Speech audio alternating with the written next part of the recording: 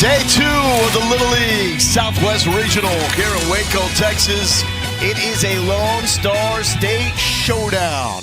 We've got the All-Stars from Lamar Little League in the Houston area representing Texas East against the local boys from right here in Waco, the Midway Little League All-Stars representing Texas West. I'm Mo Galindo here with Connor Wanhanen with you for another hot, steamy day in Waco, Texas. But the fans are hyped. They're loving this because playing for a spot in Williamsport, Pennsylvania, home of the Little League World Series. Here in the Southwest region, we have 7 teams. 6 of them started on the field a day ago. The lone team we haven't seen will take the field first here, and that is going to be Texas East, the Lamar Little League All-Stars. So Texas West won via the 10-run rule against New Mexico. Oklahoma edged out Arkansas 2-1, and Louisiana, an epic comeback, down by 6 to come back and beat Mississippi. We'll see Texas West and East in the first game, Oklahoma, Louisiana in our second game, and our last game is going to be the first elimination game of this tourney with Arkansas and Mississippi. The Texas West lineup, it looked lethal against New Mexico in a 10-0 win, pounding out 12 hits and 4 doubles. You talk about all those runs, all those hits. They did it up and down the lineup. Piersimski will get it going. He had a couple of those doubles. Lincoln Bossum in the cleanup spot, 2 hits with 3 RBIs, including that walk-off to effectuate the 10-run rule. It was an impressive showing for these All-Stars from right here in Waco. Looking good in the baby blues as well. Solid look there from the Midway All-Stars. First look at Texas East. It's Braden Carlisle. He's got a great nickname, Brady Bomb. Oh, Brady Bomb at 5'7", another one of those big frames to get things going, and he's another one of those power right-handers. We'll see him up over 70 miles an hour. We'll definitely be mixing in and out, especially after what we saw with the fire-powered bats that he's going to be going against today. Weather, well, I hate to give you this update because it's much of the same. It's hot. Now, a little deceiving because it says 85 because it's 10 a.m. That is going to skyrocket quickly here. And nothing like humidity nearly reaching 70%. There is the manager for the Midway All-Stars, and a good one at that. Matt Simsky knows about the expectations and what it means to play for Midway because he played for this Little League growing up before becoming a catcher at Baylor. His son, Piersimski, leading off. And man, he is a good-looking leadoff. Went 2 for 3 with a couple of doubles yesterday.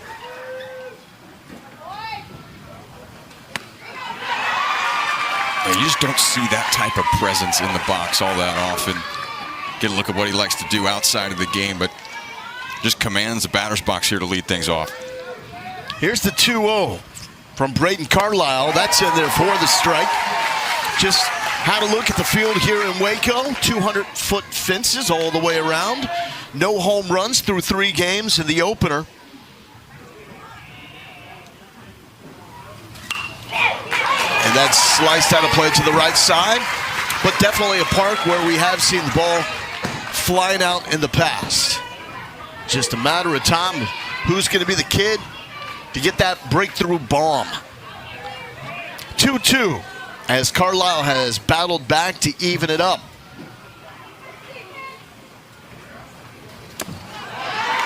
And a full count. So as mentioned before, all these teams got to play in day number 1. The Lamar Little League All-Stars were here doing a little scouting. Payoff pitch. Strike 3 looking. Carlisle gets number 1. Now, so far, that fastball as advertised here. You see this one dotted up on that outside corner, going to the slider the pitch before. And this one just freezing Simsky, who talked about how good of a day he had yesterday. Good start for Carlisle on the mound. Considered the ace of the staff. And now we got the need for speed. I want to see a race between Roman Ryan and any other dude here that claims to be the fastest in this region. Because this little guy can scoop. And you mentioned the scouting report already. You've got the third baseman playing way in on the grass here. That's Holden Tisselcohen. His first year at Lamar Little League after his parents moved from San Antonio to Houston. He played against the younger ages of this Midway All-Star team in the past years, as he was a star for McAllister Park Little League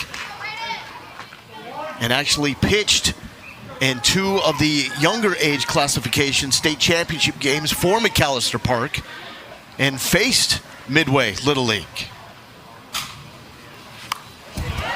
Fouls out one back. Does Roman Ryan, fantastic soccer player that is part of the Austin FC youth development program.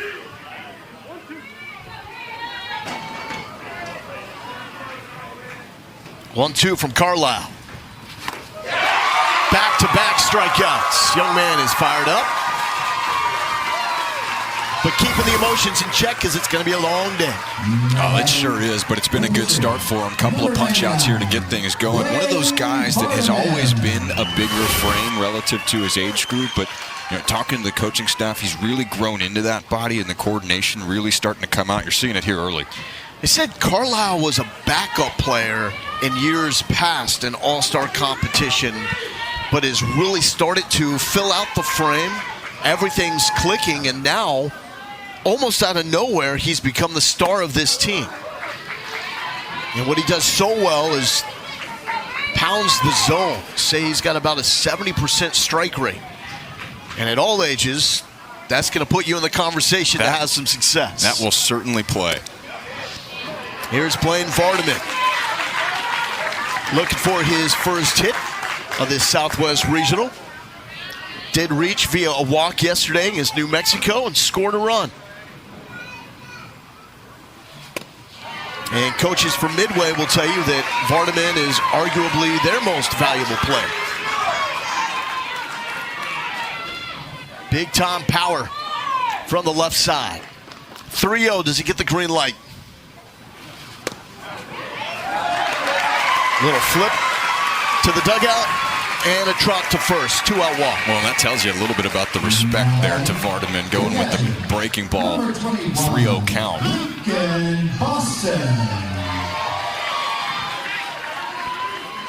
And we're going to have a courtesy runner, so you can do this in Little League. With 2 outs, you can have a runner for your pitcher and or catcher, but it has to be the most recent out, unless that is a pitcher or catcher. And this works out very well in favor of Midway because it's the speedster, Roman Ryan. And so Parker Eaton at catcher has to pay careful attention to Ryan over there at first base. 60 feet bases here in Little League, pitching from 46 feet away. Rifle to the right side. Everybody look out. How about Rich Condre with the moves over there, first base umpire. All our umps are volunteers, and they've done a fantastic job. There's Rich. Now, if you weren't awake already, that'll get you going a little bit. That's the caffeine substitute. Here's Lincoln Boston, 1-1, sits on it up the middle. What a glove and flip! Come on now! His name is Lucas Sontag, and he is here to make a SportsCenter Top 10 nominee play. The defense has been outstanding here in Waco already, but get a look at this one up the middle to end the top of the first. Welcome to the tournament, Texas East. Wow.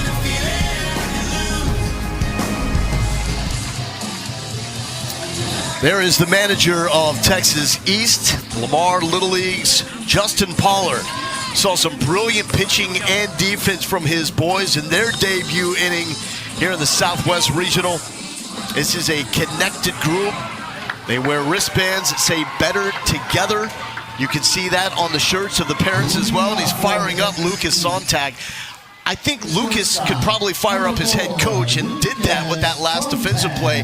Now he's leading off. Well, you saw some of the reaction there going into the dugout there. A SportsCenter Top 10 nominee to get things going. This is a lineup that can hit up and down, but they're really built on situational hitting. They're comfortable in close games. We'll see what their approach is against Vardaman on the mound right now. First pitch from Blaine Vardaman. Out of the zone. Favorite player is Aaron Judge. And that's got to be why this man's wearing number 99. Powerful kid as well. Sontag fouls that one off. His catcher is Lincoln Boston, who made an awesome play on a recovery after a pass ball to get a runner trying to take second base. There was not a lot of success against Midway pitching a day ago. They allowed 4 hits in 5 innings, 13 strikeouts. There was only 1 out on a ball that was put in play. That's unbelievable. Yeah, it really was a dominant performance. Owen Leal got things started. Byron Smith came in relief. 11 strikeouts between the two of them.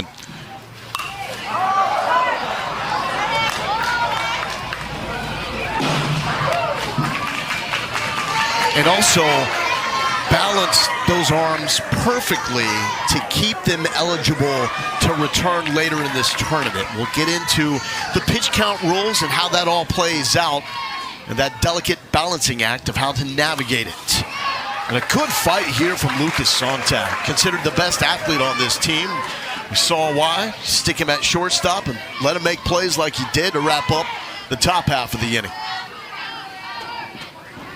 3-2, pitch number 7. Oh, sit on it and rip it to left field. Sontag off the top of the fence and into second. He misses a home run by an inch. It hit the yellow and bounced back in. Well, look at this, going to get an elevated, a hanging breaking ball. You see him sit back, staying flat through it, and it looked like this one was going to leave the facility, the first home run of the tournament. But right off of that yellow padding, a heads-up play out there in left field to get the ball back in. That's Roman Ryan, who we've been talking about on the offensive side. But Sontag, the web gem, up the middle and top of the first, a double to lead things off. Welcome here. And that is the best hit ball that's been elevated that we've seen so far in this Southwest Regional. And just a beautiful swing to sit on that. You were asking me before, so how do you elevate to the pull side? Well, that is the video clip that I'd send you right there. Can't do it much better for Sontag. Do it like this 12-year-old. Here's Logan Williams hitting in the 2 spot. Logan also a 12-year-old. His nickname is LG. His middle name is Glenn.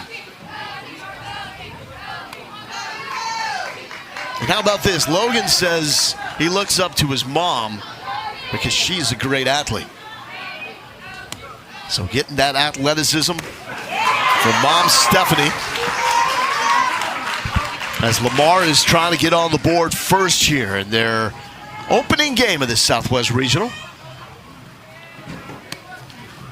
2-1 from Vardaman, that's up. And you've already seen a little bit of the mix from Vardaman on the mound as well. He's not necessarily one of those guys that we'll see the 75-mile-an-hour heater from, but he'll move the ball in and out. He'll go curveball in any count, as we've already seen. It keeps you on your toes as a hitter. You got to be ready for anything at all times. 3-1. Comeback strike, and it's a full count.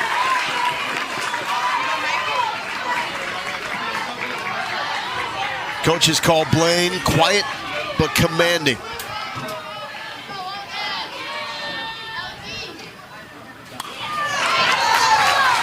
And there's a lot of top arms that we have seen. You've mentioned the names of the 3 pitchers that we saw in game number 1, Leal, Smith, Ordonez, but Blaine Vardaman is the pitcher that this coaching staff considers the ace. And this is a couple of really mature at-bats from these boys from Lamar. They had to sit around and watch everybody else play yesterday. You could tell they've been chomping at the bit. 8th pitch, the AB coming up here. And right side. So up to 15 pitches now for Blaine Vardaman. And this is what we're talking about with pitch eligibility. Max per game, 85. You can come back the next day as long as you stay at 20 pitches or below. Now, what's important to remember with these different thresholds you can go over a threshold in an at-bat, and you will stay on the threshold that you started in.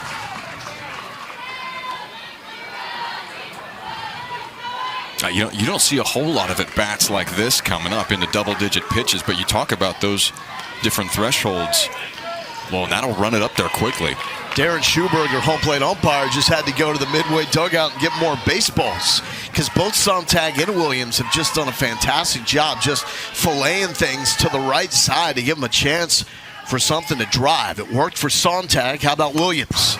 Still fighting. Great AB, kid.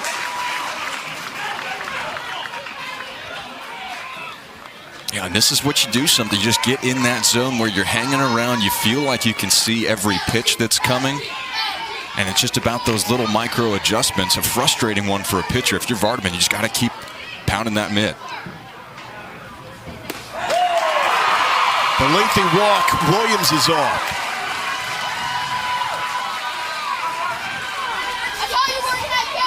And that is one of those that is just truly earned by the batter. You hung around. Certainly were some pitches that you could have put in play, but a very well-deserved walk. And if you're Vardaman, can you get back into the saddle there, start fresh, even though you're already up to 20 pitches through 2 batters? An 11-pitch at-bat and walk for Logan Williams, the longest AB in the regional. Or technically, plate appearance. 0-1 to Braden Carlisle. Starter on the mound for Lamar.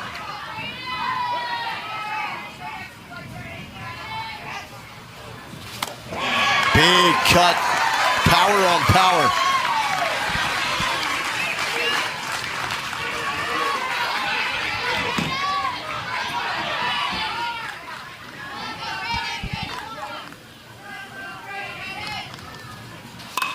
Up the middle, Ordonez, the flip to Simsky, not in time, but they get one.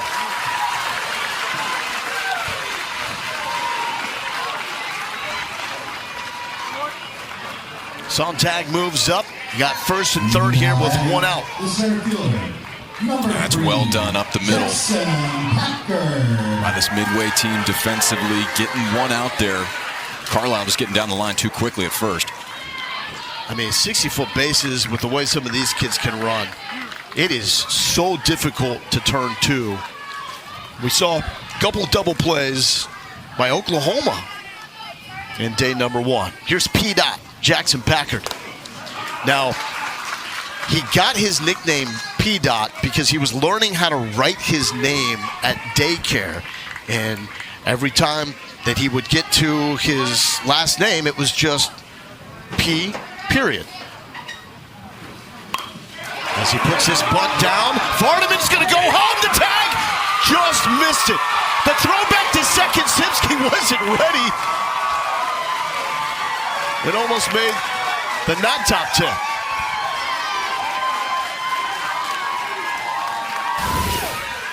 Well, a lot of moving parts here, but you want to talk about a safety squeeze. You can't put this in a much better area. This is why it's so hard to defend. Vardaman does a great job getting off the mound to field his position here, but it's just deadened so well that the run's able to come home. Sontag gets on the board for this game's first run. Texas East wasting no time here. And Vardaman had his eyes on that lead runner the whole time and almost pulled that off. That's a heck of a job just to get off the mound to get to that ball. How many times have we seen this? Michael Franke listing Ben Johns as his favorite athlete, who is a pickleball player. Michael also loves to play pickleball. Are you much of a pickleballer? No. I mean, if I had to choose between tennis and pickleball, yeah. How about yourself? I tend to agree with you. A little less lateral movement. Yeah. Easier on the joints. You're 29, right? You shouldn't be talking about joints.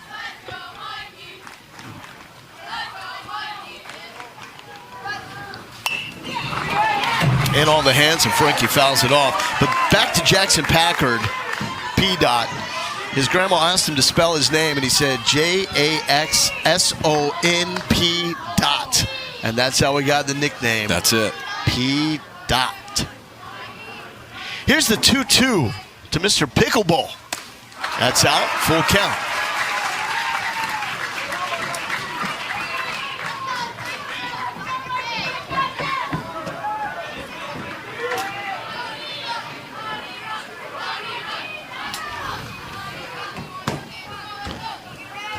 Full count to Frankie. Chases the high cheese. And it's now 2 down. Strikeout number 1 for Blaine Vardaman. Oh, we've seen this consistently in this tournament already, but the resolve of some of these pitchers to respond when something doesn't necessarily go your way, Vardaman able to get right back on the horse. Now we got a courtesy runner, so Michael Frankie will come out and run for Braden Carlisle. We do have a courtesy runner for the pitcher running at second base. Big moment here for Luke Helmke. He's going to try to add to this 1-0 lead for the Lamar Little League All-Stars out of the Houston area.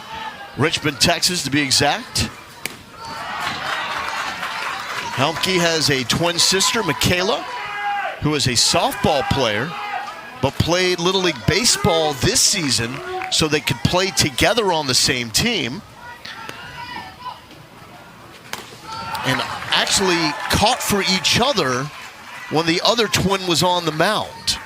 How cool is that? You got your twin sister behind the plate catching your fastballs? Yeah, you want to talk about being on the same page. That doesn't get much better than that. Here's the 2-0 to Helmke. Not going to chase that. Boston paying attention to Packard over there at first base, 60 feet away.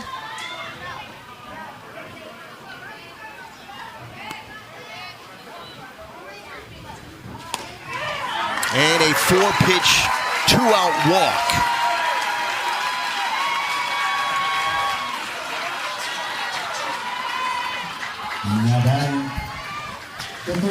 And with Lamar loading the bases here with 2 outs with the early 1-0 lead, we'll just revisit the stat that we pounded in day 1.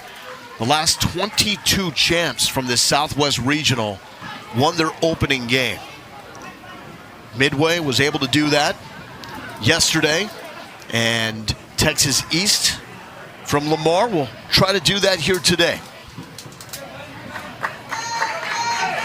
Texas East has won 7 straight regional openers, last losing in 2016.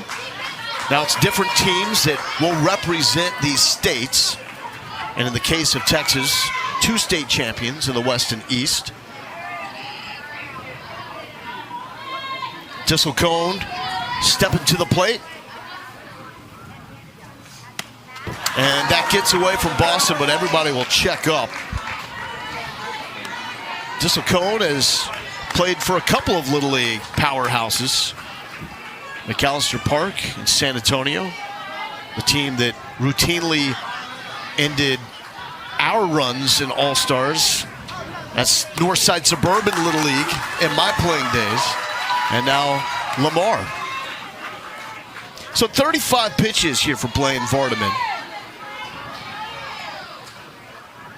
He is still eligible to come back after 1-day rest if he leaves the game after this AB, since he started this AB at under 35 pitches. But if he faces another batter after this, it will require 2 days rest before he can return. Championship game of this regional on Tuesday. That's in there for a strike. And what we start talking about now in this heat, it's a lot of fatigue to be out on the mound throwing 37 pitches in 1 inning. Yeah, but he's done a great job of limiting the damage to this point. Now you're just a pitch away from getting out of this still with a 1-0 scoreboard. Now you talk about managing the game from here, different conversation. You're worried about this pitch right now if you're Vardaman and Matt Simsky in that dugout. This is an enormous pitch right here for Blaine Vardaman. Midway has never won the Southwest Regional. Opened up with a 10-0 win against New Mexico yesterday. to right field, and it's going to be down. This could clear the bases. Cohen to third, and a 3-run triple.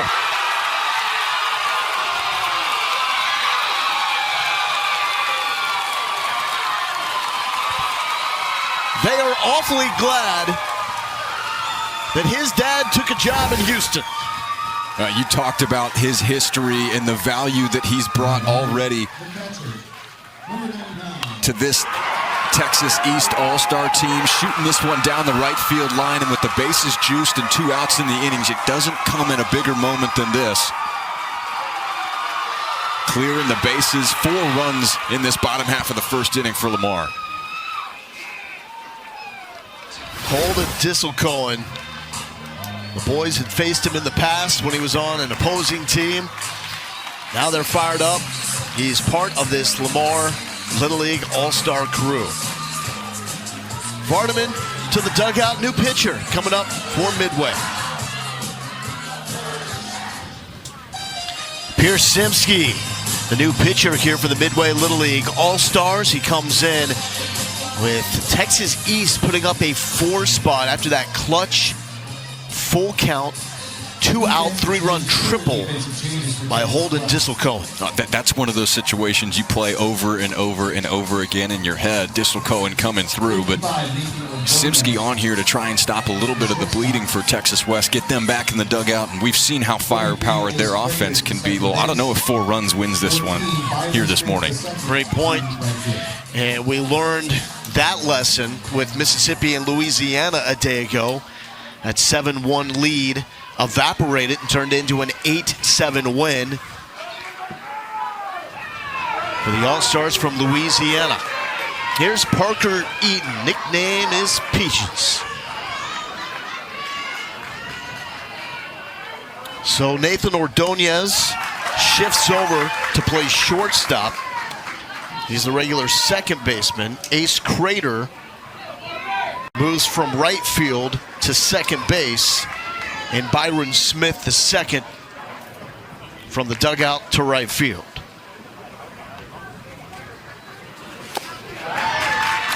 Lincoln Boston keeps it in front.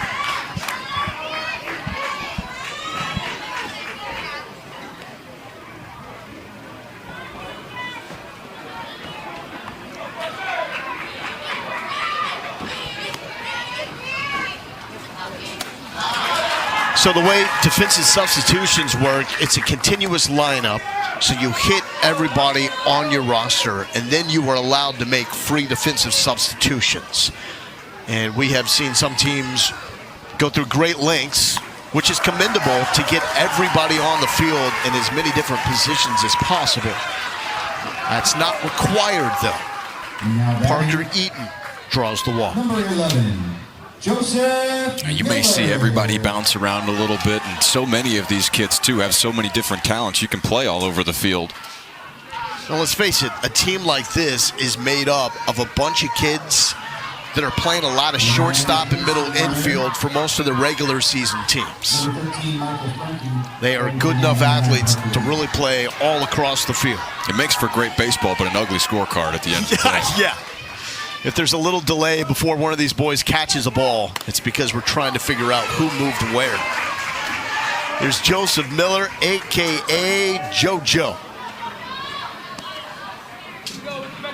Big Bregman fan. I'm sure these boys are fired up, though. The Correa is coming back to H-Town. Are you fired up about that? I don't have as much enthusiasm about it as you do. Rangers guy? We can hang our hat on 2023 and call it a day. It's about time. 2010 and 11 crushed me for quite some time. Don't bring that up. And there's the first and third, little delayed throw. They caught him! Boston throws out his second runner of this regional. That was slow developing. I'm not even sure Boston realized that the runner was going and still makes the play. However, it is Texas East flexing the muscle with the triple from Disselcone. Now, just the biggest situation that we've seen already today. Bases clearing in the full count. Disselcone with the biggest blow so far here early.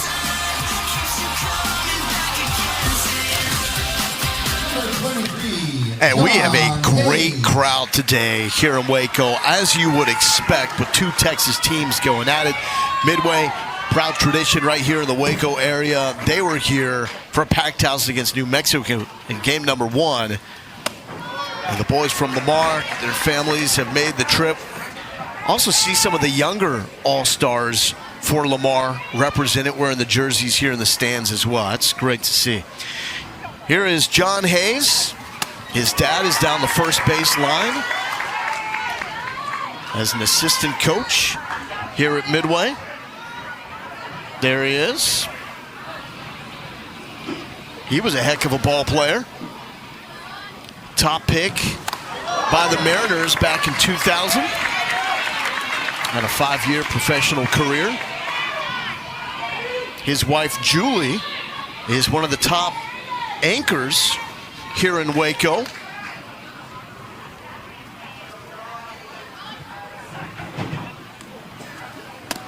KWTX. Julie, one of the most beloved figures here in the media market in Waco.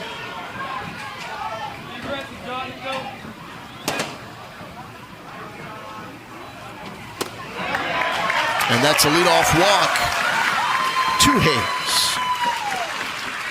You were a little concerned about the long gap between appearances here for Carlisle. Yeah, you see it sometimes when you've got such a long offensive inning like that. 4 runs in the bottom of the first for Lamar. Now, Carlisle involved is obviously hitting for himself in the lineup and was out there on the base paths for a little bit, but you haven't thrown in quite some time. So does it take you a little bit to get back in the strike zone? Leadoff walk, exactly what Midway is looking for to try and get back going the right direction. Well, Byron Smith hadn't thrown in a little while either, coming back from injury. He was electric on the mound for Midway yesterday. 1 for 2 with 2 driven in and 2 runs scored at the plate.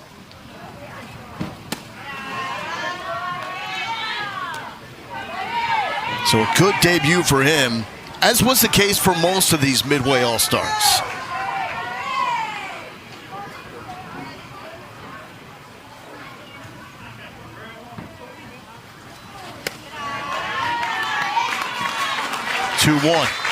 Yeah, you mentioned this already. We've got a plus uniform matchup going on right now.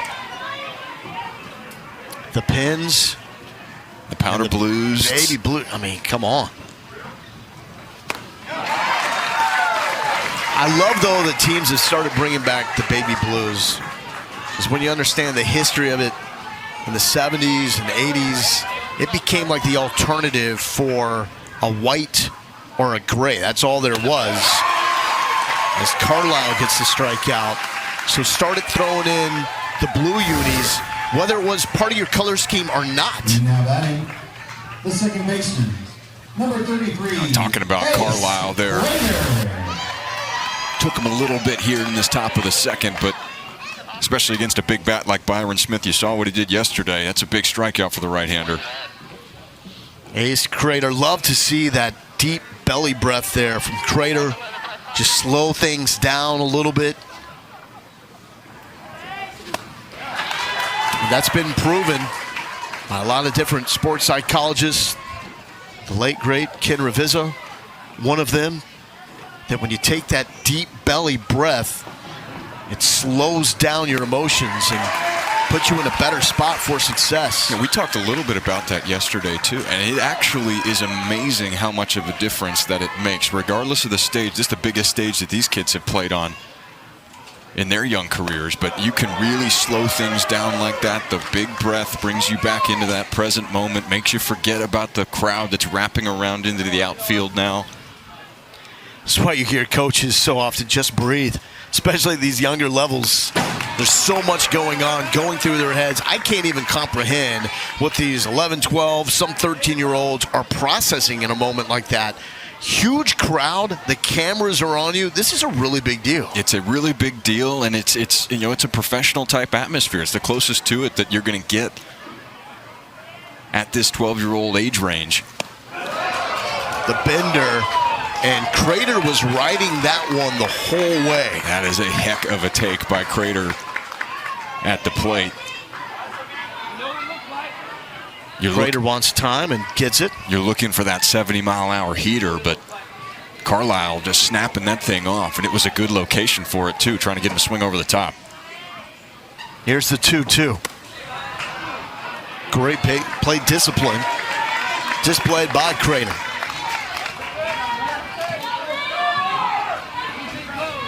.33 pitches now for Brady Carlisle. And that is going to be the second walk issued this inning. Third of the game for an elite strike thrower. Now batting, the first baseman, number 25. Here's Owen Leal. Owen Got the start on the Leal. mound and was absolutely electric yesterday. Also had himself a double, driving in 2 runs. On the mound, 3 hits, 7 strikeouts in 2 2/3. It was commanding.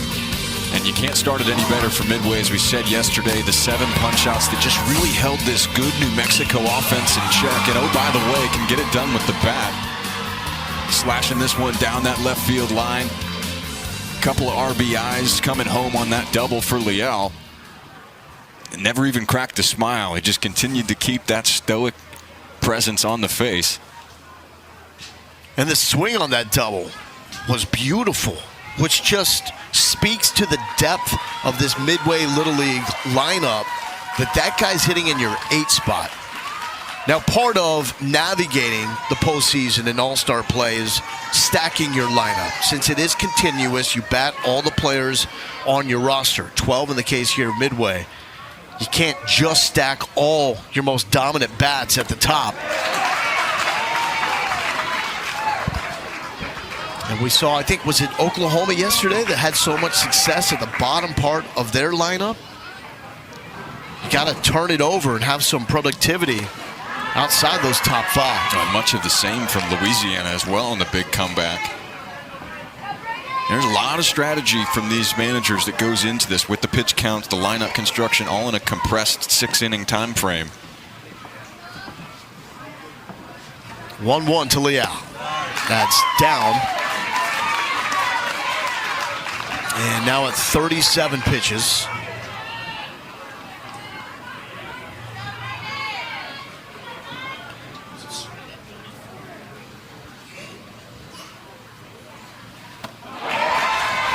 Gets a swing and a miss there, and it's 2-2. You see the big swing and the power from Leal here, but Carlisle slowing it down, really starting to find that secondary pitch. And with that swing, I wouldn't be surprised if we see another one at some point. Full count.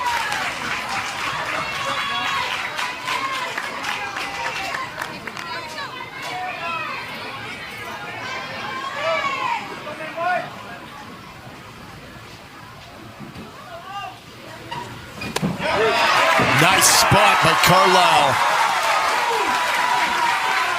4th strikeout of the game, 2nd this inning. And they've been against some dangerous hitters that we've seen the damage that they can do in this Midway lineup. Byron Smith already in this inning, now Owen Leal, and a couple of times that we've seen Carlisle right on the back end of a couple of those breaking balls go to a fastball dotted away to a right-handed hitter. That is impressive command. This is Hugh Hass, who has the nickname Houdini. Well played there. He's not able to escape out of that one right on the hit. Limping his way down first. We've all been there. That is not fun. Oh, and you can hear this one's solid. See, just fastball pulled on a little bit, and there's not a whole lot of meat in that area right around the belt.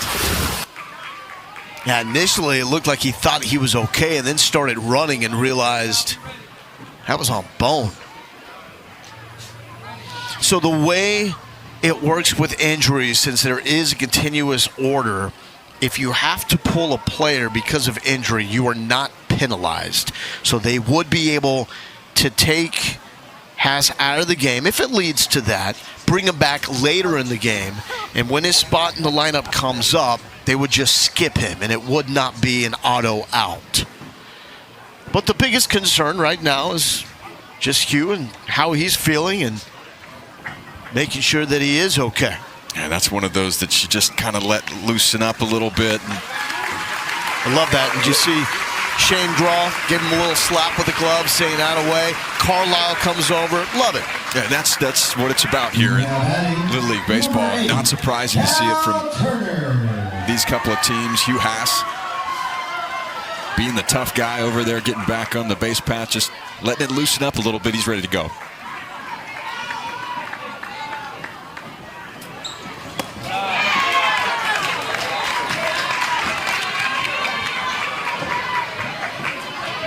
Here's Cal Turner. He can organize. I love that. His special talent. That's great self-awareness, too. Yes. Wanted that one in.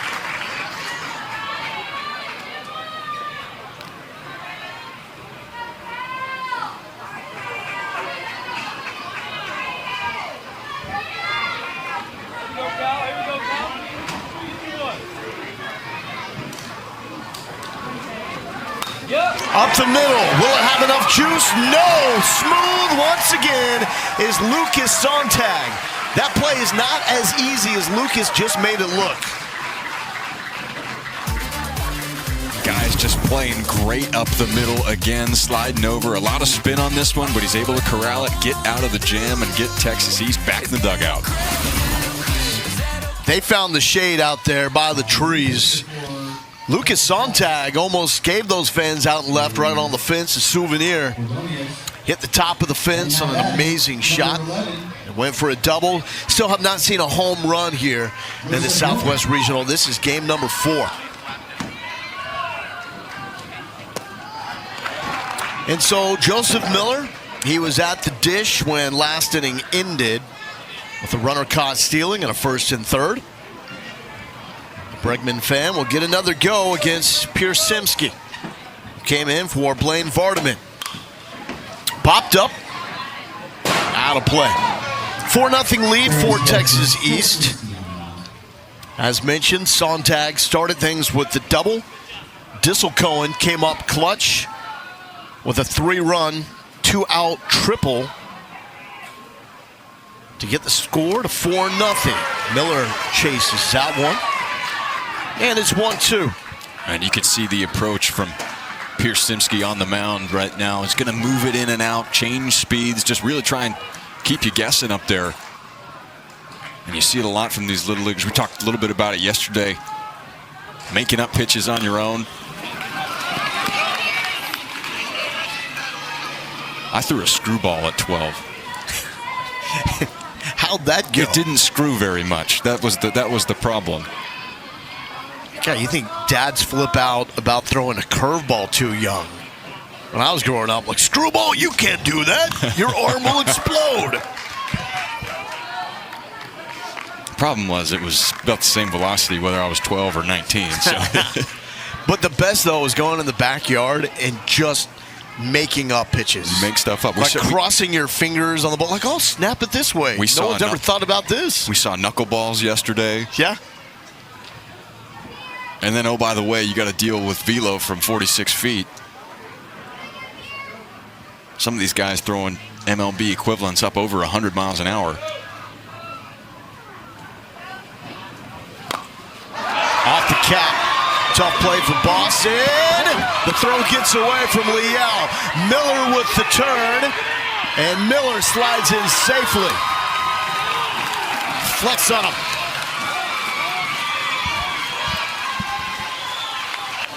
Now, we have seen Lincoln Boston get out behind the plate. That's actually Ordonez. Yep. who's moved behind the dish now. The throw just a little bit wide. Leal, a big frame, but not able to corral it.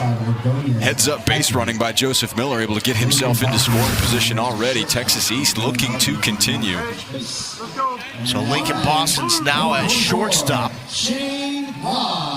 Part of the widespread changes. And this is Graw, Shane Graw to left.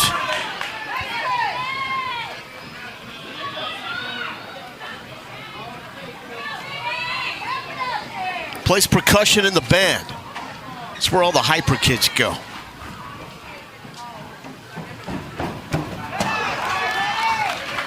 I'm sure his parents love that. Banging on the drums all day. Speaking from experience. It sounded a little personal in there. Yeah. Well, I was a kid playing the drums, driving my parents crazy.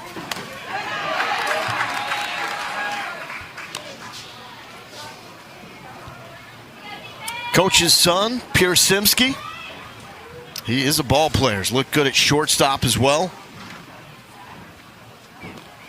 His cousin, Kate Smith, was a catcher on the Midway Softball All-Stars that we saw here last week. Kate hurt her thumb in pregame warm-ups and was not able to catch in the last game for the Midway All-Stars. But Matt Simsky gave us the update that Kate is doing well. So Kate, if you're listening, hello. Glad to hear you're doing well, and it was fun watching you play ball.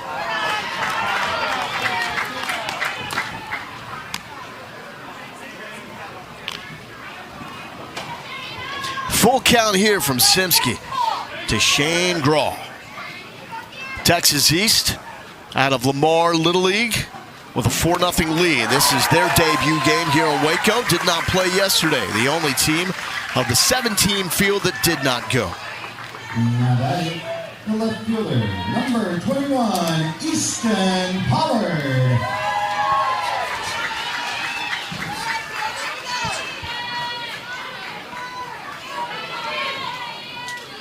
Easton Pollard standing in the 11 spot. Lamar is only batting 11. They have a player that's on the roster, Benjamin Curtis. His knee's a little banged up. He's wearing a brace, was in good spirits when I saw him before the start of this game. Is an opportunity? Simsky, that's a kid that knows ball, man. Just bouncing off the mound. No hesitation there, Connor. And that is such high-level defense. Fielding your own position for Simsky. You can tell he just came in from the shortstop position. This bunt is put in a pretty good area there down that third base line, but zero hesitation from Simsky, picking it with his bare hand and able to get it to third base crisply. You see a lot of throwing errors on this. That's just well done defensively for Midway. With Curtis, though, they believe he could be healthy enough to play later in this tournament. There's Coach Hayes out to the mound.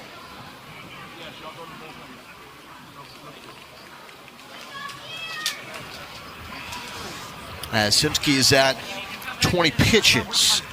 Little League and ESPN are proud members of the Aspen Institute's Project Play 63 by 30, which is focused on getting 63% of kids playing sports by 2030. Learn more about what Little League is doing to get kids on the field and all about the ESPN Take Back Sports Initiative by visiting littleleague.org/Project Play.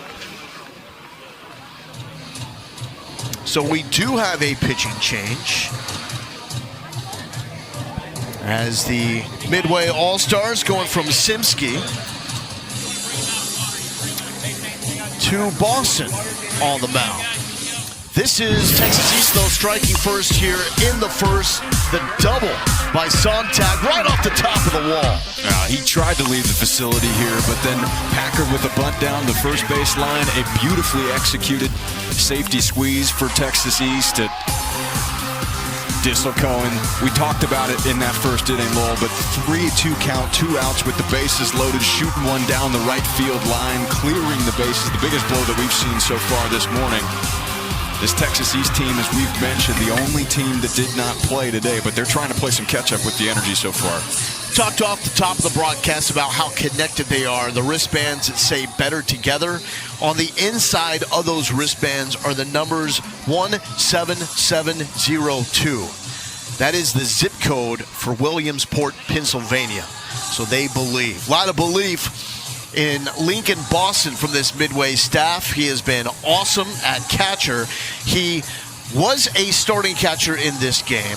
At the start of this inning, he was at shortstop with Ordonez behind the plate. So now Boston moves from shortstop to the mound. We've seen the arm strength from him behind the plate. He's a really heads-up player. We've seen him cut down 2 runners already. He plays a great shortstop. He can do it with the bat in this cleanup spot for Texas West. Now we see him on the mound. You know, talking to Matt Simsky, says it's his best mound presence that's out there. Boston, a guy that really is one of those quiet, confident leaders, but can do it all. And we'll see what he's got on the mound here in the second inning. If it's anything like we've seen on his throwdowns from behind the plate, it's going to be electric. There's Simsky back at his natural spot at shortstop. And 2 runners on here for Lincoln Boston, and it's the dangerous Lucas Sontag, top athlete on this Lamar Little League All-Star crew. For his pitch, ball, 1-0.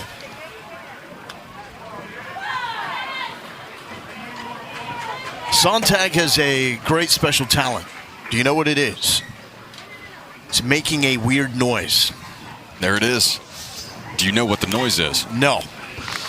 Maybe it's like Dumb and Dumber when they're driving in the car, picking up hitchhikers. Maybe it's along those lines. Could be. No, it's a cardigan. Thanks for asking. You're going deep, deep in the pockets for these so far. Yeah. That is filthy. It'll be interesting to see if Sontag makes any adjustment now, seeing that slower curveball. That's the same type of pitch that he hit off of the wall to get things going for Lamar. Still such a mature swing. I mean, that ball was blasted.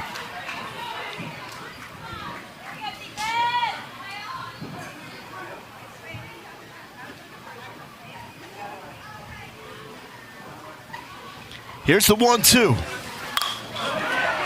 Popped up. And Crater makes the play. We think.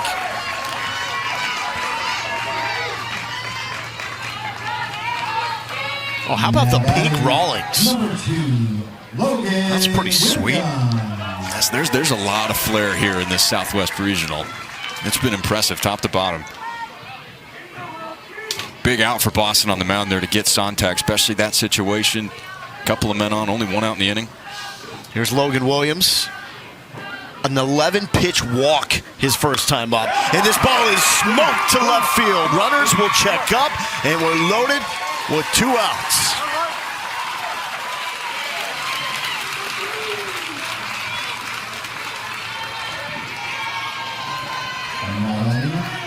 Now, he said he didn't want to see that many pitches this time around, wasted no time.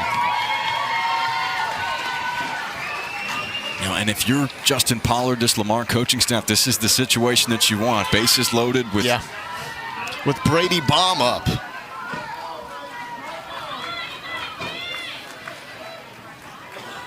Midway had their shot with the bases loaded last half inning, couldn't cash in. Carlisle will get his opportunity. For Texas East, All-Stars from Lamar Little League. Check swing, you win. Lamar out of Richmond, Texas, which is the Houston area.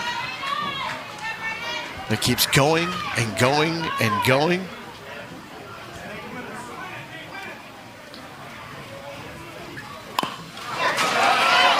Chop, let that one go foul.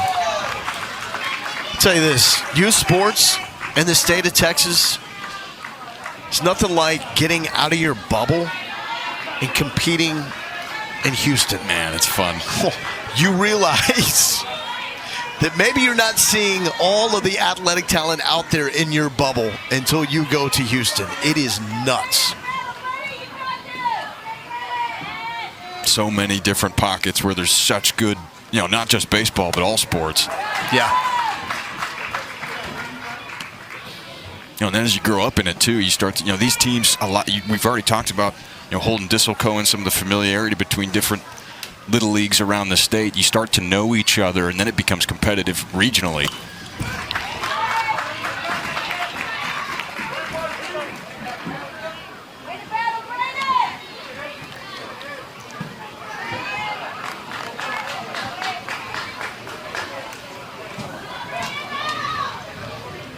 Carlisle says the highlight of his season, hitting a triple in the Texas East State Tournament.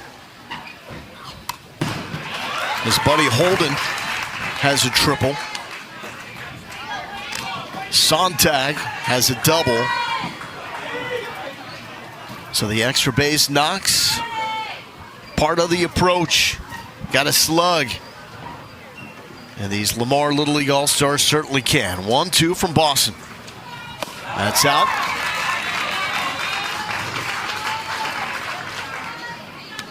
And you can see what Boston trying to do there. Get Carlisle to chase something down and away. Just pulling on that one a little bit too much. And this is a stud-on-stud matchup here going on right now. 7th pitch, the AB coming.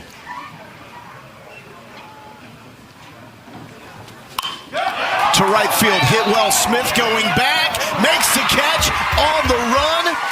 Act like you've been there before. That is a huge play in right for Smith. Now playing in a little bit, no problem for Byron Smith out there, going back over his left shoulder like riding a bike. Regional is usually loaded. Teams from Texas plus Louisiana, usually the teams to beat here in this regional. And we'll send a team to Williamsport in the championship game on Tuesday. With Connor Wanhanen, I'm Lowell Galindo. Welcome back to Waco, where Texas East, the boys in the pinstripes, have the 4-0 lead over the Baby Blues of Texas West. First game in this regional for Texas East. They were the only team that did not play in day number 1. Nathan Ordonez and his Midway All-Stars had the only 10-run rule win of day number 1, doing that to New Mexico. New Mexico has today off, and then will face elimination on Saturday. It's Friday, right? That's right. What is today? That's right. Is it Friday? Okay. Happy August. It's August. Breaking news. 1-2 from Braden Carlisle to Nathan Ordonez.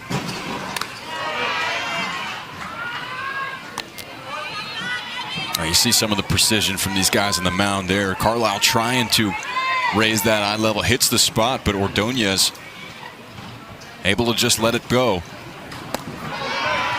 Known for taking great at-bats. We've seen his versatility on display. Some second base, some catcher. See what the 12-year-old can do here. And that's in there for strike 3. And 5 punch-outs now for Carlisle. Well, Carlisle's had so much success with that low strike, just pounding the knees. That's what coaches are looking for, and that's what they're talking about when you hear that line. We've seen him be successful already a few different times with that pitch right down at that level. Here's Clayton Fagner, our man that if you won the lottery would keep it a secret. So you know he's a smart kid. Dream job plan for the Houston Astros. Not a bad gig. Pitch number 51 here from Carlisle. First pitch, hack out of play. So that takes Carlisle now to the threshold where he will need 3 days of rest before he can return. Really, though, by the way this draw works out, and by Texas East being the team that did not play in day number 1, they're in a great spot where they have a little more flexibility with their pitching. They can afford to have a guy like Carlisle maybe get close to the max and not have to worry about bringing them back. Yeah, you really can't. I mean, you look at the bracket and how big is that day off to start the tournament, but you win this game, you're in the semifinal. So you were looking at 2 wins to potentially go to the championship game. You're exactly right.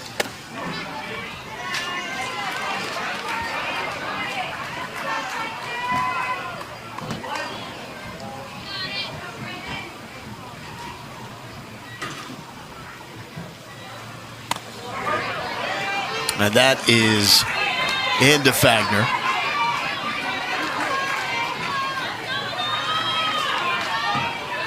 And you think about playing that out, though, you probably want to keep him under 65 so that he could pitch on Tuesday, 3 days rest. There's a chance for Logan Williams. And Williams makes the play.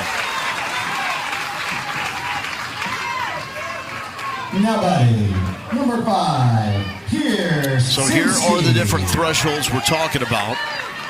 So if you keep them under 66, 3 days of rest, so that's Saturday, Sunday, Monday, and he would be eligible to come back and pitch a potential championship game. But with the history and the magnitude of winning your opener in the regional, a lot will probably depend on the complexion of this game as it gets a little deeper. The last thing you want to do if a guy is dealing and is healthy is think too far ahead to a championship game that you're not in to try to save an arm for a hypothetical situation and lose control of a game.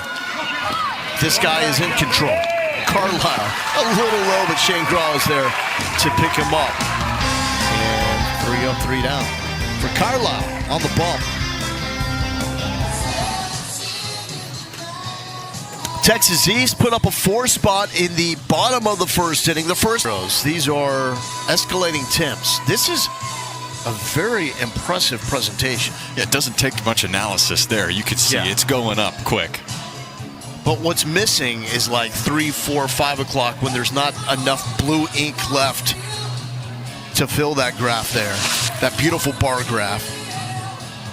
And look, we got the clip-on fan, which is a must.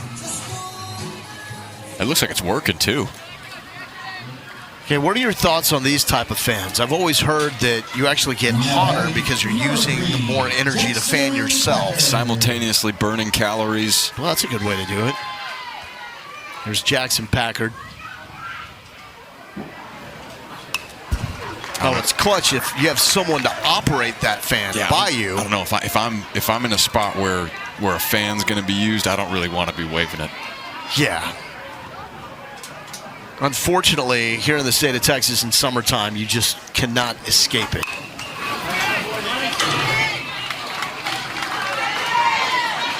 It's just hot. But it's a dry heat, right? Is that what they say? It is absolutely not a dry heat. These kids from Houston are like, what's a dry heat? Now, the kids from Albuquerque. That's right.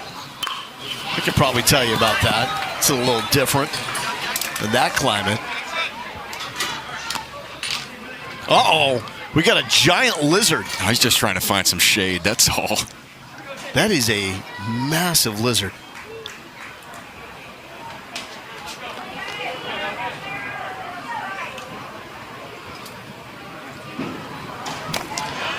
So in softball in the regionals, we had a German Shepherd named Milo that was on hand. Here in baseball, we have a yet-to-be-named lizard roaming around. In the air, Liao. Okay. What a play by Owen Liao. Making sure he had enough room and making the catch. This is nice. We're going to get a smile out of Owen Liao at some point. Now batting, There was almost one. Navigating the warning track over there, having to deal with that chain link fence as well. And then when you don't catch it cleanly like that, a lot of times you try and overcorrect, but not surprising. He stays calm and is able to reel it in. That's pretty cool. Kid knows what he's doing. Here's Michael Frankie.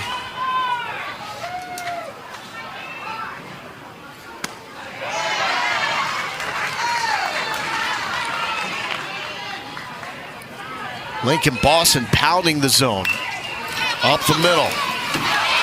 And that's through into center field for Michael Frankie.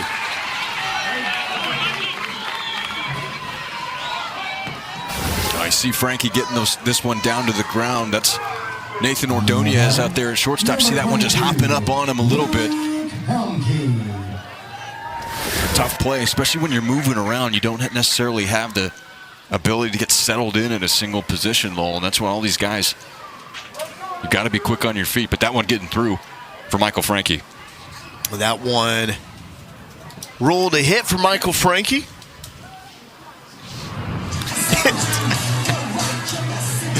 So Nathan Ordonez saying, I can play all the positions. Start at second base. Saw him at catcher. Little shortstop. And now on the mound, and there's an extra glove. So someone's got to figure that out. Yep. This is what you love about this age range, right? Oh, Boston was just getting a little swig of the water. He's back. See, it was by design. There you go. They know what they're doing. It's blind shortstop. That's a good-looking mitt, too. We got the pink with Crater at second base. And the blue mitt there at short.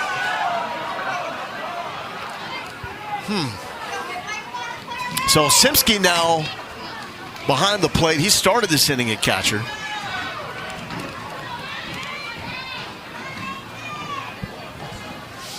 Not sure if he just lost the grip on that ball or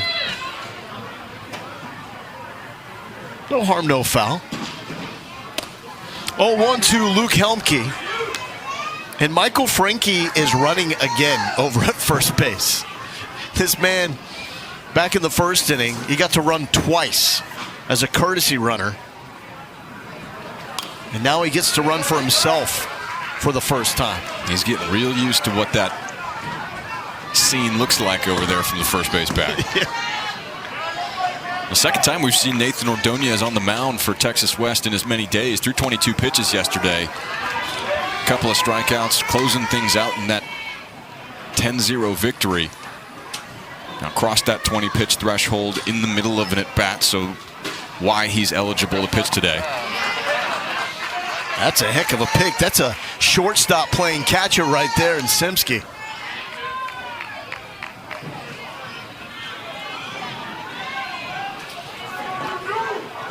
Three-two to Helmke.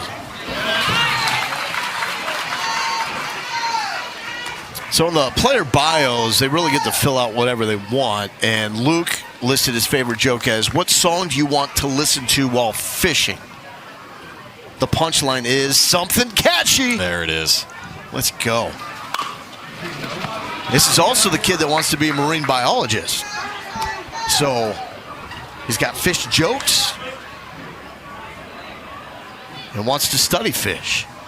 He's got some flow coming out of the helmet, too. That is nice, man. You have much flow back in your day? No flow, did you? No. I no. Tried. And our producer chimes in, didn't take the bait on that fastball. Fantastic. Just to like put a bow on everything. Fantastic. Eric, well done. Well done, my man. I thought I was the only one with dad jokes around here. That was effortless, too.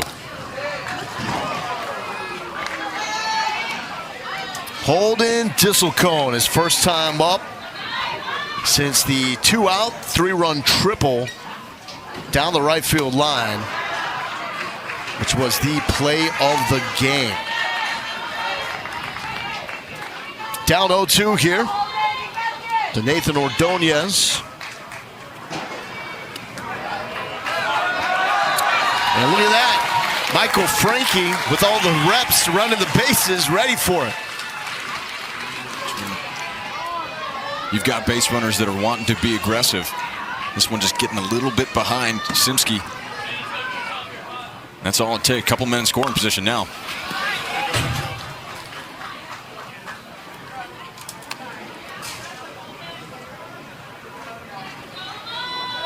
This is a Lamar Little League All-Star group that has won 3 straight Texas East titles at various age divisions. They've only lost 1 game in that stretch, and it was this season in the Texas East State Tournament. And that is off the hands. Leo, smile, smile. Come on. Come on. Nope, not going to happen. No, he's saying 2 outs, we got 1 more to get. And I see he got a great break on this ball. At that long frame, he's able to get to a lot of plays like that others may not, just because of the ground that he can cover. We've had 2 superb athletes among many playing first base. Colton Robinson was making plays for Oklahoma. Liao here from Midway. And a lot of times, you just kind of put the big kid over there. Maybe doesn't move as well. As that one is off the noggin of Parker Eaton. But when you got an athlete at first base, really opens up a world of possibilities for how your defense plays. Getting another look at this one, just getting away from Ordonez a little bit.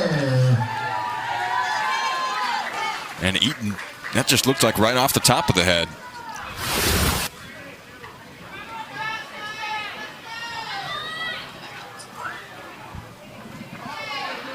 And a catcher here, so he'll get a courtesy runner. So that was the 6th free pass issued by the Midway Little League All-Stars. 5 walks, 1 hit batter. That was running inside to Joseph Miller. Another huge at-bat. Bases loaded for the 2nd straight inning with 2 outs. Lamar could not get anything from that an inning ago.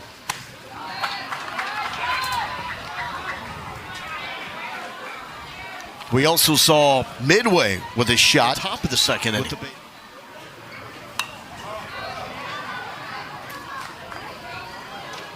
Play 6 inning games here. Only game in day number 1 that did not go 6 was these Midway All-Stars 10-run rule win against New Mexico. Trying to get a little extra something in that one, and it's 3-1. Nathan Ordonez. Now this situation, 3-1 count with the bases loaded. If you're Miller, you're looking for this on a tee. And that is going to be the bases loaded walk. So 7th free pass. That one leads to a run to make it 5-0 Lamar Little League All-Stars. Now batting, number 44, Shane Ross. And you can see it's close, but looked like Joseph Miller there probably had the take sign on, and just trying to put the pressure on Ordonez to bring it in there. This is a situation where now you've got some chance for some real separation. You talked about managing the pitching staff, talked about the decisions and the hypotheticals. Opportunity for Raw here to really put some space between Texas East and Texas West. Will this find some room? Diving play, no! Pops out of the glove. They're going to check up. 1 run is going to score. Shane Grawl coming through with the clutch RBI signal to left.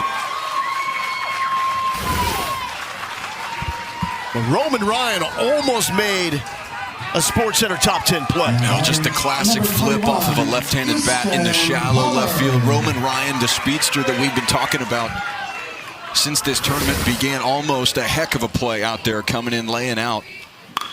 First pitch swinging to short, quick flip to second.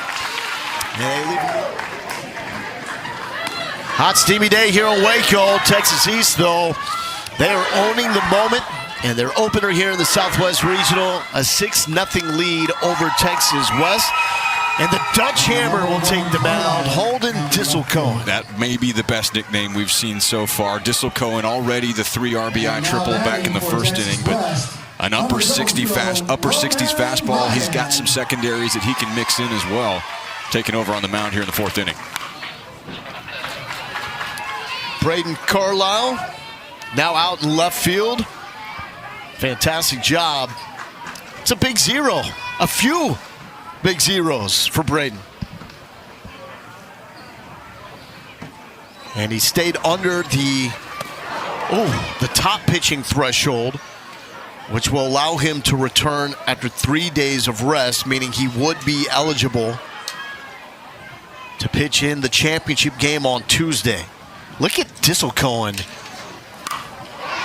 Actually, look at this barrel over the head of Carlisle and a ground rule double over Texas West. And the Dutch Hammer will take the mound, Holden Disselcohen. That may be the best nickname we've seen so far. Disselcohen already the 3 RBI triple back in the first inning, but an upper 60s fastball. He's got some secondaries that he can mix in as well. Taking over on the mound here in the 4th inning. Braden Carlisle now out in left field.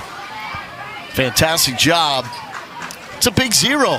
A few big zeros for Braden, which will allow him to return after 3 days of rest, meaning he would be eligible to pitch in the championship game on Tuesday. Look at Disselcohen. Actually, look at this barrel over the head of Carlisle and a ground rule double.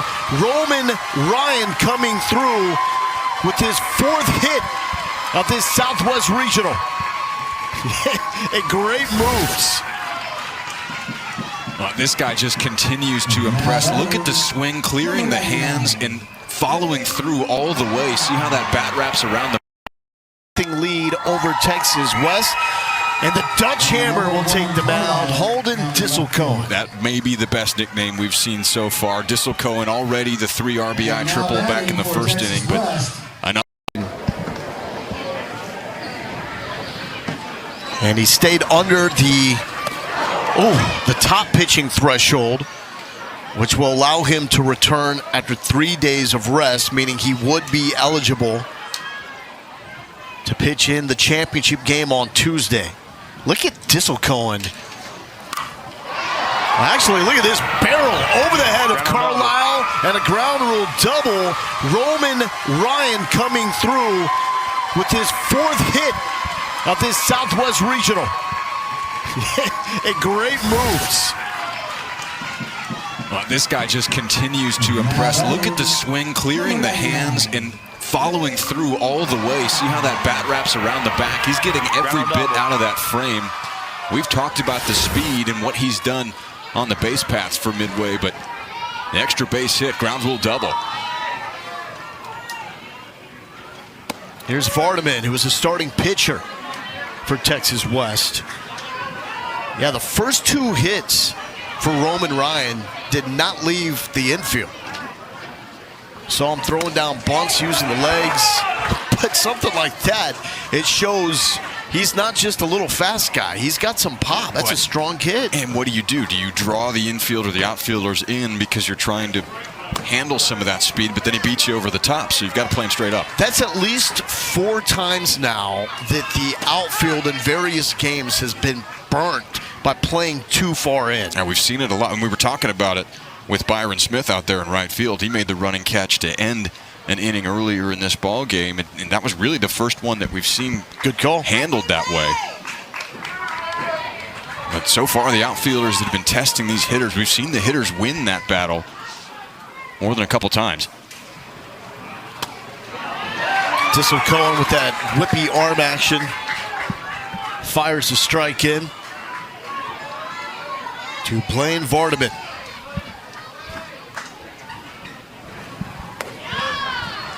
Full count.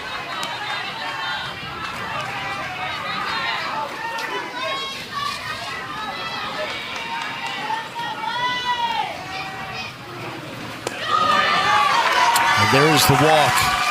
So Dissel Cohen won back-to-back state titles as a 10 and 11-year-old in 2023 and 24 for McAllister Park in San Antonio. In both games, he pitched the championship game, beating Midway Little League. So he has seen a lot of these kids from this Midway All-Star team and younger divisions in huge situations. Parents moved to Houston. Now he's a star here for Lamar Little League.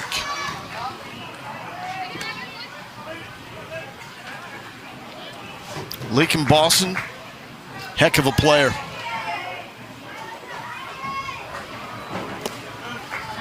And it's 1-1. And you can see with Dissel Cohen, he's dropped down a couple times now to go to that breaking ball, really getting around it, almost more of a sweeper than a downward moving curveball. Beautiful. And as I say that, how about a 12-6 curveball? Yeah. That's so you, when you're talking about a kid that's this age that can mix and match like that, it just adds so much more for this hitter, these hitters to be thinking about. 1-2. In, and it's even. That's a legit glove. Holden's got as well. He's got all the colors and patterns. Got some snakeskin in there too. These guys are way more creative than I have in my finger. Is that eel? To short. Backhand flip. They get one at second, nearly turn it two.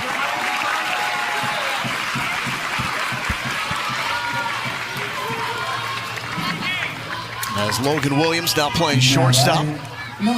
Started that one. That's a couple times we've been really close to a double play being rolled in this ball game. Saw a couple yesterday. This Texas East team, though, priding themselves on pitching and defense. And talking to Justin Pollard, their manager, before the tournament started, this is a team that's comfortable in close games and holding leads, which is the exact situation that they find themselves in here as we get into the second half of the ball game.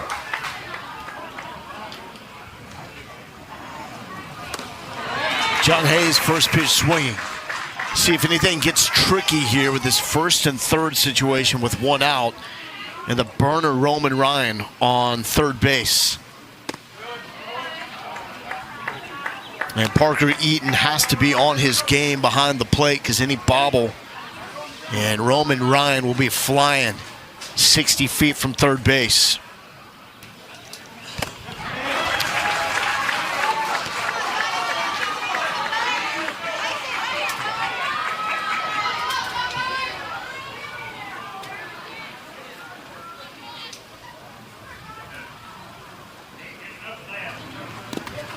And that does get away. Case in point, Roman Ryan flying. And Texas West is on the board. Now, it hasn't even been 24 hours yet. We've seen one 6-run deficit be overcome. We saw this Midway All-Star team put up 10 runs in a hurry yesterday, too. We still got a lot of baseball left here this morning. Off the hands. And handled by Easton Pollard at second base. 2 down. Yeah, you mentioned Starkville, Mississippi. Boys opened up a 7-1 lead against East Bank Little League from the New Orleans area. Only to see East Bank storming back. Take that win 8-7. Third largest comeback over the last 20 years in the Southwest Regional. And Colin Johnson, the 11-year-old, becoming the first player in Southwest Regional history with 3 doubles in one game. And those were not cheapy doubles either. No. Those were loud. And only doubles instead of home runs because they were hit on a line. Gets a little air under those, and those balls were hit hard enough. That scoreboard, tree stuff, scissor lift out in center field.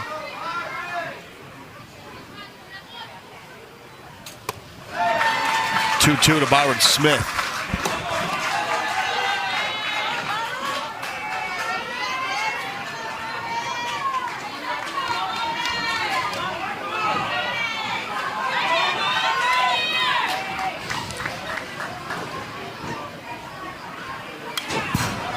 Smith staying alive. Now you just see the plate coverage that he gets, that big long frame. He's able to get out there so far. Disselcohen going to have to make a good pitch if he wants to get to Byron Smith. Otherwise, this could be a 6-3 game in a hurry. Yeah.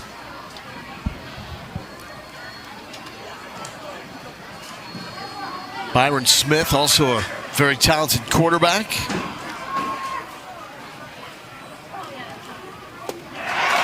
And that is a beautiful pitch there by Holden Disselcohen. But Texas West, 6-1 Texas East with the lead over Texas West as we go to the bottom of the fourth. Little League is focused on helping programs impacted by disaster receive the support they need to rebuild, recover, and continue providing children with the life lessons learned through youth baseball and softball. Want to support these disaster relief efforts? You can text RALLY to 345-345 to donate today. Standard messaging rates apply. It's been a really tough summer for us here in the state of Texas. The tragedy in Kerrville. It's touched everybody. A lot of people want to help. And it's been a great gesture from the Lamar Little League All-Stars to try to give back to the first responders that were involved. They even went to the state tournament. It was held in New Braunfels, Texas. Paid a visit to the firefighters in New Braunfels who assisted in the rescue operations in Kerrville, the Guadalupe River. And an opportunity for these All-Stars, these kids, to meet real-life heroes, learn from them, and also tell them thank you. Thank you for going into harm's way in that rescue effort. So I know it's been a tough summer, thinking about everybody in that area that has lost loved ones and still recovering from that tragedy. But also great to see this state rally around our brothers and sisters and try to help out. So I thought that was an awesome gesture by these Lamar Little League All-Stars to meet the firefighters from New Braunfels.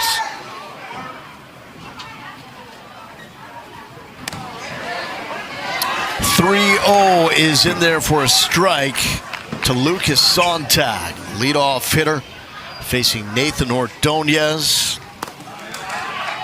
And that is a leadoff walk. Now they chased all the fans off the fence in left field. They made an announcement that you couldn't be hanging on the top of the fence, probably in response to the fact that Lucas Sontag hit one off the top of the fence. It's a dangerous area out there, and it's really asking for one. It's asking for somebody to go yard. Yeah, but how many times have you seen a game in East Carolina and they're like, get off the fence? They don't do that.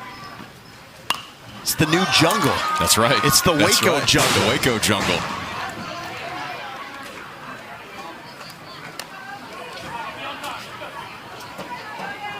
Let the hair down a little bit. Let the good times roll. Yeah, maybe that's what an opposing outfielder should do at East Carolina. Just kindly ask those folks to back off the fence. It's against the rules.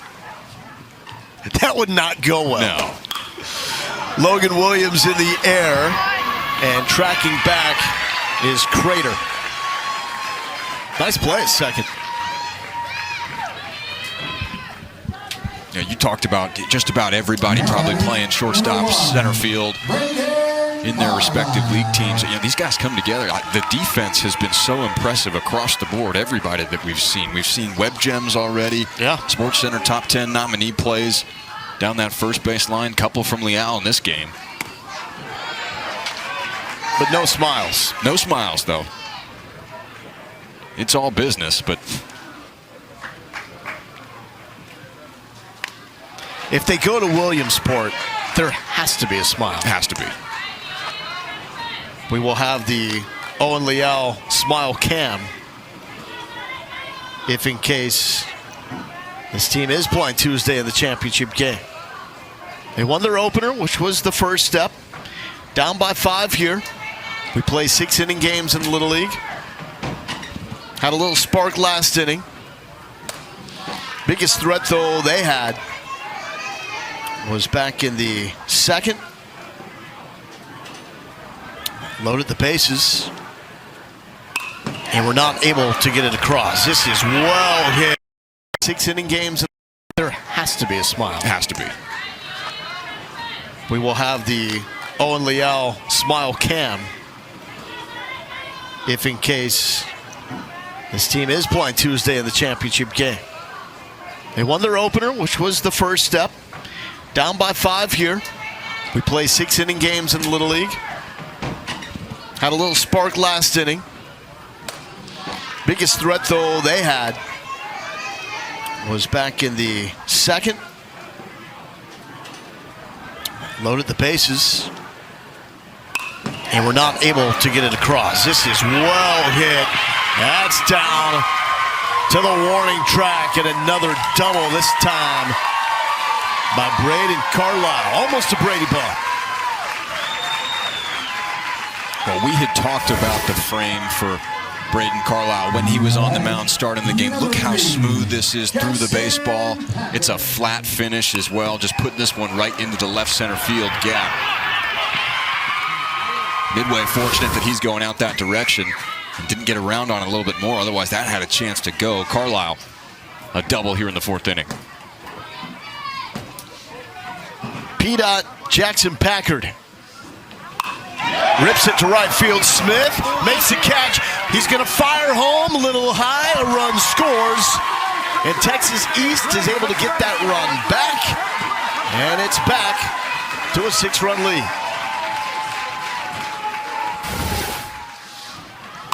Now you see the piece of hitting here. We've already talked about how much ground Byron Smith can cover. He's got a cannon out there a little bit too far up the line. Get a chance to look and see if Carlisle left on time. He did. There was an appeal on the field, but we get another look at it there, and I agree with you.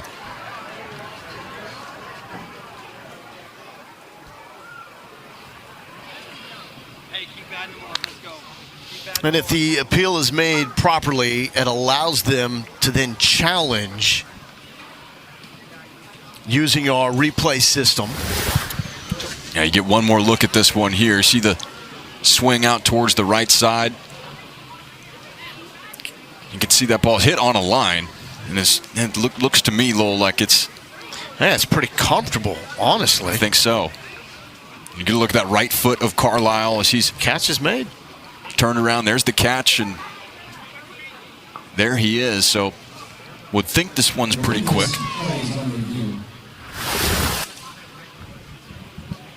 So as a runner on third, what's your process in that situation? You know, that's a tough one because you know the arm that you have out in right field. If that ball's a little bit deeper, or if Byron Smith is running back, you've got time, so you can make sure and really err on the caution side. That's one you've got to really kind of make a bang-bang decision on.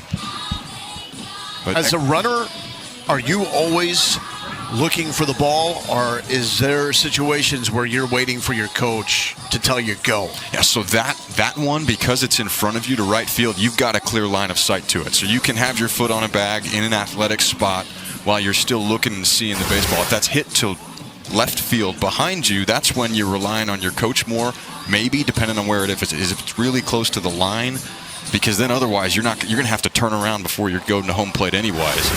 So certain guys, certain arms, you may need to push it a little bit more. Absolutely. That's part of it, especially as you're coming up at this age, knowing your outfielders, knowing where their depth is too. Are they playing in? Are they playing back? Just so that you've got a little bit of a head start. We'll see what the umpires say. Yeah. So, Stans is called on the field. Sontag is safe. Jackson Packard with the RBI. And the other thing, too, situation. So it's scoreboard. What does the scoreboard say right now? If you're Texas East, you've got, at the time, that 6-1 lead. You can be a little bit more aggressive. It's not like that's the tying or go-ahead run there. It's valuable insurance for you, but you certainly are going to force these Midway All-Stars to play good catch. That's going to bring out Coach Simsky. It looks like another change on the mound as Ordonez is at 33 pitches. He pitched yesterday. Dad went with the old Phil Mickelson approach back in the late 1990s. It worked. It did work. It did work. I think I'm a career 0 for 4 with punched out 4 times right-handed maybe as a 12-year-old. I'm not as, I don't have as much perseverance as some of these young switch hitters that stuck with it. So, John Hayes, first pitch in there for a strike against Michael Frankie. I feel like Frankie's gotten the most bang for his buck in this game.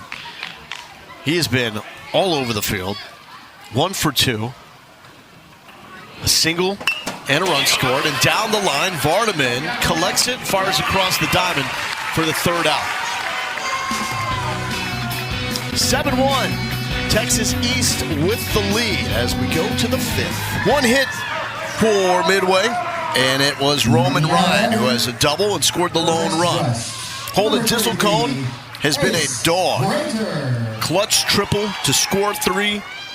Now he's on the bump as we start off the 5th inning, and it's Ace Crater leading off. What do you liked all around about Holden Tisselcone?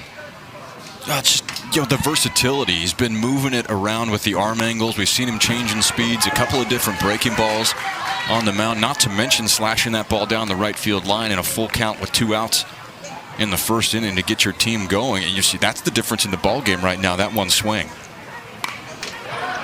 Into the mitt of Lucas Sontag, now playing 3rd base. He's been an awesome watch defensively. Number 25. Now you see that move to the hot corner, and it'll test you there quickly. Make sure you're paying attention, fully awake. I think all these guys are now. It's noon. Is it noon? So now it's what? Triple digits for sure? Yeah, we got to be close. Owen Leal, big Yankees fan.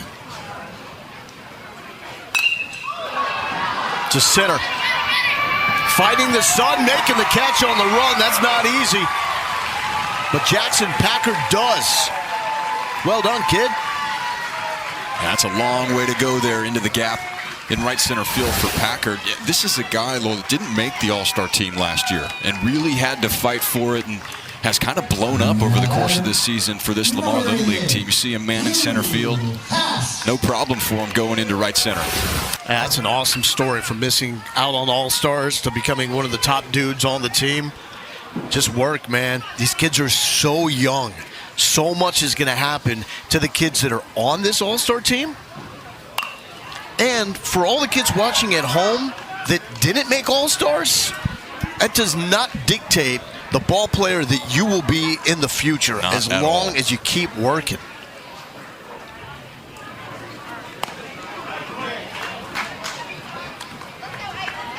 Here's Hugh Haas.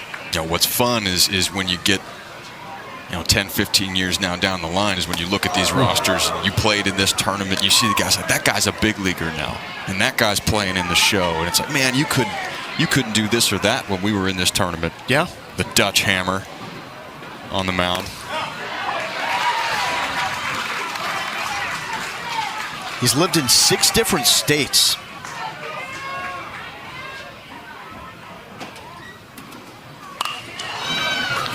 Shortstop on the run, looking like a big leaguer. And the play is made. Logan Williams looking good there, as is the rest of his team. Going to the bottom of the 5th, Texas East up on Texas West 7-1. It is hot. Bring the umbrella, stay out of that sun, and enjoy these famous former Little Leaguers, including Kareem. Before he was doing his thing as a 6-time NBA champ, he was a Little League All-Star, as was Klay Thompson. Dickie V, going back to his Little League days, as is Bill Belichick. How about that photo? That's a little kid that hit dingers, is it not? That could be the Babe. He really could. Oh, man. Here's John Hayes back on the bump. First pitch swinging, hit well to center field. Smith is there, but Luke Helmke was able to put a charge into that one. 1 down. Well, if we've learned anything watching Byron Smith roam in the outfield, it's going to take a really hard-hit baseball to get past him out there. Shifting over to center field, no problem. Still surprised we're almost done with our 4th game and we haven't seen a ball leave the park yet. But the Dutch Hammer certainly has the juice to do that. See what he's got.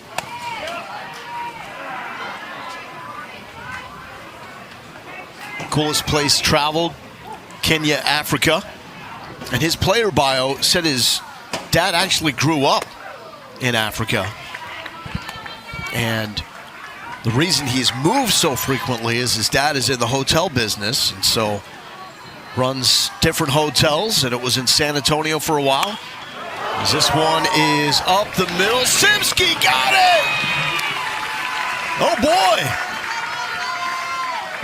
Pierce Simsky looking like a future big leaguer. Now, we're going to have a 10-minute long defensive highlight reel at the end of this tournament if these kids keep doing this. See Simsky shifting up the middle like it's no big deal at all, and then a strike to Liao across the diamond.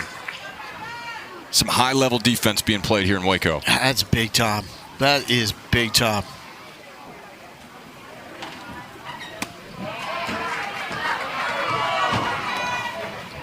Here's Parker Eaton.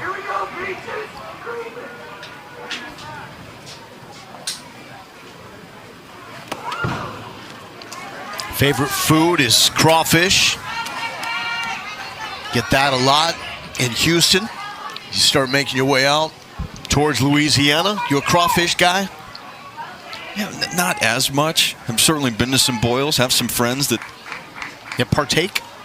participate. A lot of work for a little reward, but I love it. Yeah, and it's good. You've got to get past the fact you can't feel your lips for a couple of hours when you finish. We're in Texas, man. That's what all the good food's supposed to do to you. Yeah, fair.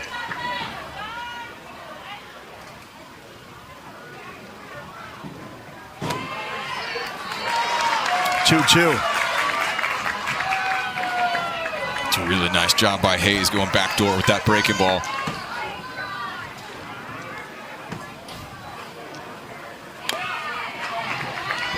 Attacking here. 2 strikes.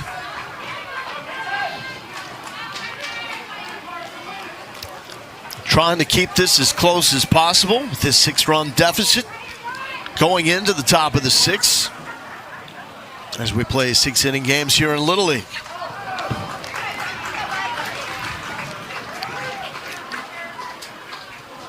And the throw back by Boston. As Parker Eaton is on here with 2 outs. That's going to bring up Joseph Miller. Courtesy runner. Now batting number 11, Joseph Miller. So Dissel Cohen is going to run for the catcher, Eaton. Let him get geared up. Courtesy runner at first base is going to be number 5, Dissel Cohen.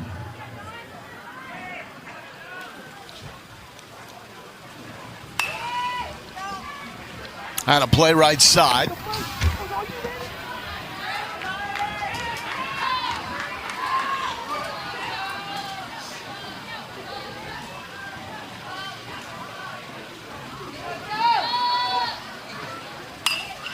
And through.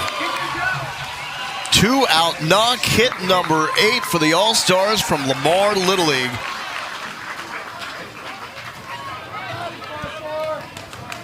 Now that's just a pretty piece of hitting going the other way. Hit them where they're not. For Joseph Miller. Vacated right side, shooting it through that hole into right field. Here's Shane Graw. His dad, Eric, played college basketball at U of H. They're probably on pins and needles watching the Final Four this year in San Antonio. Throwback, not quite in time. And Boston just hunting outs behind the plate. I like watching him, man. He's thrown out 2. through 2 games now. That is smoked to right field. Tissel Cohen coming around. He will score. And insurance for the Lamar Little League All-Stars. Shane Graw comes up with his second hit and second RBI in consecutive at-bats.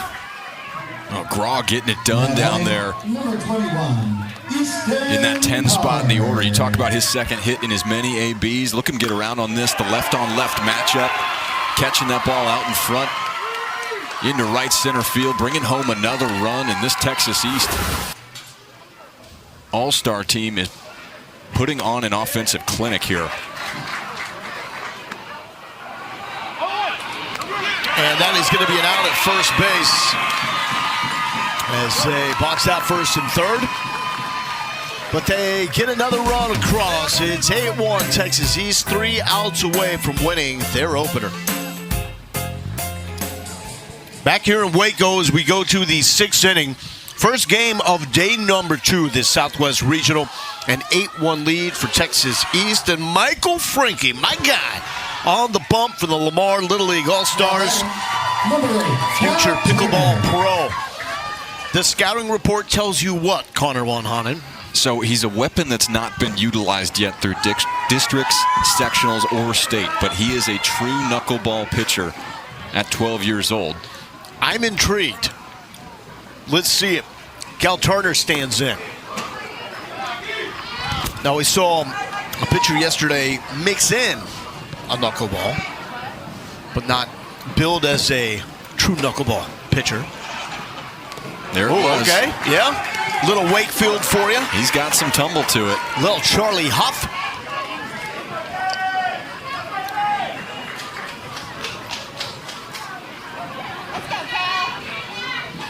Awesome moment for this kid. That's a good spot. Really good spot, but it's 3-0. And name of the game right now for Midway at the plate is base runners. You've got to have traffic. You're going to have to chip away at this over time, only with 3 outs to play with. Coming back with a heat, and it's 3-1. But the advantage that gives you as an offense when you've got a guy that's throwing a knuckleball, you can get up there and take for a little bit. Be disciplined at the plate. Make him come to you. So you see it. You see what it looks like. You see how the ball's tumbling. Potentially get a chance to see a fastball. Just gives you information at the plate when you're trying to mount a comeback like this here in the 6th. Lamar's warming up another pitcher. Frankie looked over to make sure that we're off the field in the bullpen before delivering this. And it's a leadoff walk. Cal Turner is on. And here comes Nathan Ordonez. Just 1 hit for Texas West after beating New Mexico in their opener. 10-0, winning via the run rule. Had 12 hits and 4 doubles in that game. Combination, though, of Carlisle and Tissel Cohen. It's been overpowering. Frankie's close. It's not like he's missing by much here. Now you can see him trying to go to that glove side, the outer half of the plate, to a right-handed hitter in Ordonez. There it is. 1-1.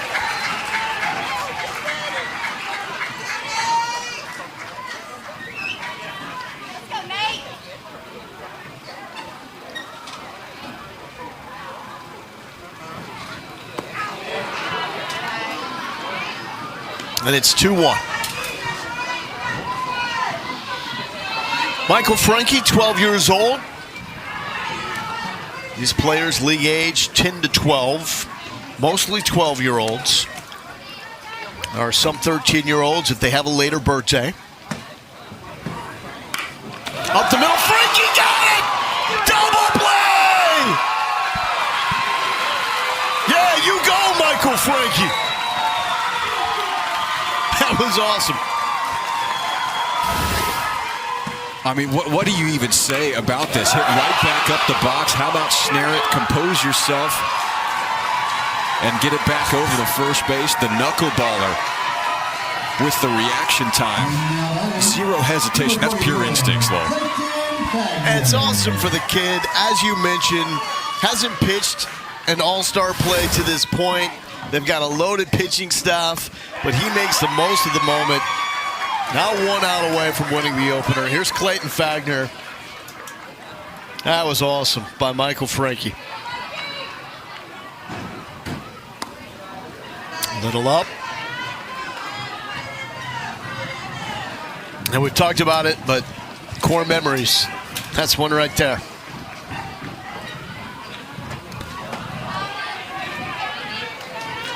It is going to be a fight to the top of that defensive highlight reel at the end of this tournament. So we've got Sontag involved, Simsky, Colton Robinson at first base. Boston's put together some awesome defensive plays behind the plate. You've got Liao against the fence on the first base dugout, then sliding on his knee. I mean, there's the list goes on already. 2-2.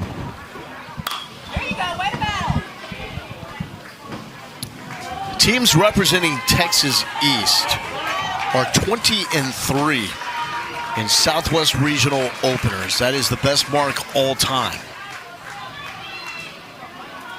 Lamar will try to make it 21-3.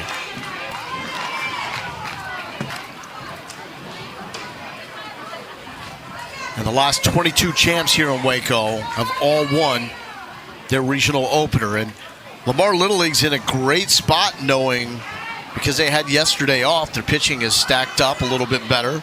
Handled Carlisle so he could come back in a championship game. Just so Cohen can come back in a couple, because this Lamar team is rolling.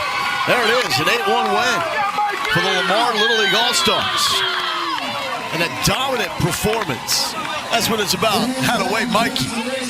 Since Michael Frankie slamming the door shut. A one-hitter as well. You know, Braden Carlisle got it going. This offense put up 4 runs in the bottom half of the first inning. They just never looked back. 8 runs on 8 hits. Get a look at the standings now. Texas East moving into that 1-0 spot. You talked about the prime positional. They're into the semifinal this tournament. Yeah. I mean, they're in a great spot to run this thing. Still 2 more games left to play. But Lamar passing the odd test. Next up is going to be Louisiana and Oklahoma. 2 victors from day number 1. Let's see what Louisiana looks like after that classic comeback. Down by 6. Here in Waco, Texas. A spot in the Southwest Regional Championship game on the line, meaning the winner here is 1 win away from Williamsport, Pennsylvania. Representing Texas East, it's Lamar Little League. And representing Louisiana, it's East Bank.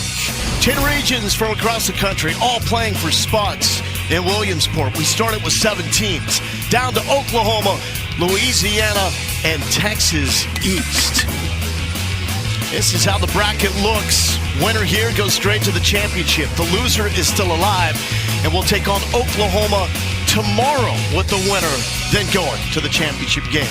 With that, hello and welcome to Waco, Texas. I'm Lowell Galindo here with the former Texas and big league star Keith Moreland. This is going to be a tall task to ask of these 2 teams to live up to the extravaganza that we just saw. Oklahoma taking down Texas West in a game that took more than 3 hours, 8 innings of work with the final score of 12-9. Yeah, came back from a 4-1 deficit to come back to take the lead, gave up the lead again, came back and found a way to tie it up, and then put a 6th spot in extra innings in the 8th inning to come away with the victory. Now we got 2 really proud programs here, Lamar Little League and then East Bank Little League. Both of these programs have gone to Williamsport, with East Bank actually winning it all out of Louisiana in 2019. Yeah, you look at East Bank, they know what this is all about. They're used to being in this format, in the semifinals, with an opportunity to punch a ticket to Williamsport. And for Louisiana, for me, it all starts with their guy on the mound, and that's Colin Johnson. He has been outstanding this season. He was a little tender in his Game 1 performance, only went a third of an inning, only faced 3 batters, said he was a little tender, but he's back well, but he has been really swinging the bat. He's hit 3 doubles, driven in 2. He's hit a couple balls off of the wall. He has been that guy that's made them go offensively. Now, the counterpart for Texas East, it's really a little bit confusing. We feel like we don't know too much about this team. We talked about Oklahoma. They just got the win. That was game number 4 before Texas East even takes the field in game number 2. Well, we have 7 teams in the regional. They won the draw, so they went into the second round automatically. They came away with a victory beating Texas West, which was a good ball club. We don't know a lot about them, but we know this. They're physical, they're strong, they can swing the bat, as you'll see right here. This is the first hitter of the game. Lucas Sontag off the top of the fence. That was almost the first home run here in Waco. We only have one. Holden Disselcohen, though, the Dutch hammer with the bases loaded, 2 strikes, 2 outs. That is a 3-run triple to cap a 4-run first inning, leading Texas East to a win 8-1 over Texas West. The managers, Justin Pollard for Richmond. On the right, Scott Leday on the left for East Bank. First pitch is coming up from Waco. Spot the title game on the line. Louisiana and Texas East playing for a right to go to the Southwest Regional Championship game. Moments ago, Texas East manager Justin Pollard going over the small yet important details. Win every pitch, right? Win every pitch. Make sure your lenses are clean, right? And don't touch them after you clean them, right? So if it's a long extended inning or something like that, take a break. Ask for time, come grab a drink of water in the middle of an inning, right? Stay hydrated. Justin, I feel you there. Fingerprints on the Oaks are the 100%. That's a big issue. Yeah, it is a big issue, but I like the other part too, because it is a day where you can get dehydrated. If you can stay hydrated, you're going to be a better player. Hey, that certainly was a factor in the 8-inning game that we just saw that went more than 3 hours. So on to the field, all the All-Stars from Lamar Little League in the Houston area, ready to go. There's Shane Graw, whose dad played basketball for U of H back in the day. Well, he's one of those guys. He's got a good, firm fastball. It will be in the mid-60s. And strike one is so important to him. If he gets strike one on you, he can change speeds, do some different things. He's a strike thrower, but he has the ability when he wants to, he can put you away with a little heat. It's an uber-talented lineup for East Bank Little League out of the New Orleans area, hitting .333 through 2 games. They have 7 extra base knocks. All are doubles. 21 strikeouts, though, is a big number through 2 games. It is a big number, but that guy right there, Spencer Curl, you see him on the screen, he can really run. He gets on, he wreaks havoc. And then you have the big fella in that third spot, can hit the ball in the ballpark. We haven't seen but 1 home run in this regional, which has been very much a surprise. Last year was a very tough year for home runs here in Waco. They only had 4. This year only 1 through the until now, semifinal. It was Kason Bauckham for Oklahoma with a grand slam to take the lead in an epic game we just wrapped up. 96 degrees, it feels like 104. In other words, it's summertime here in Waco, Texas.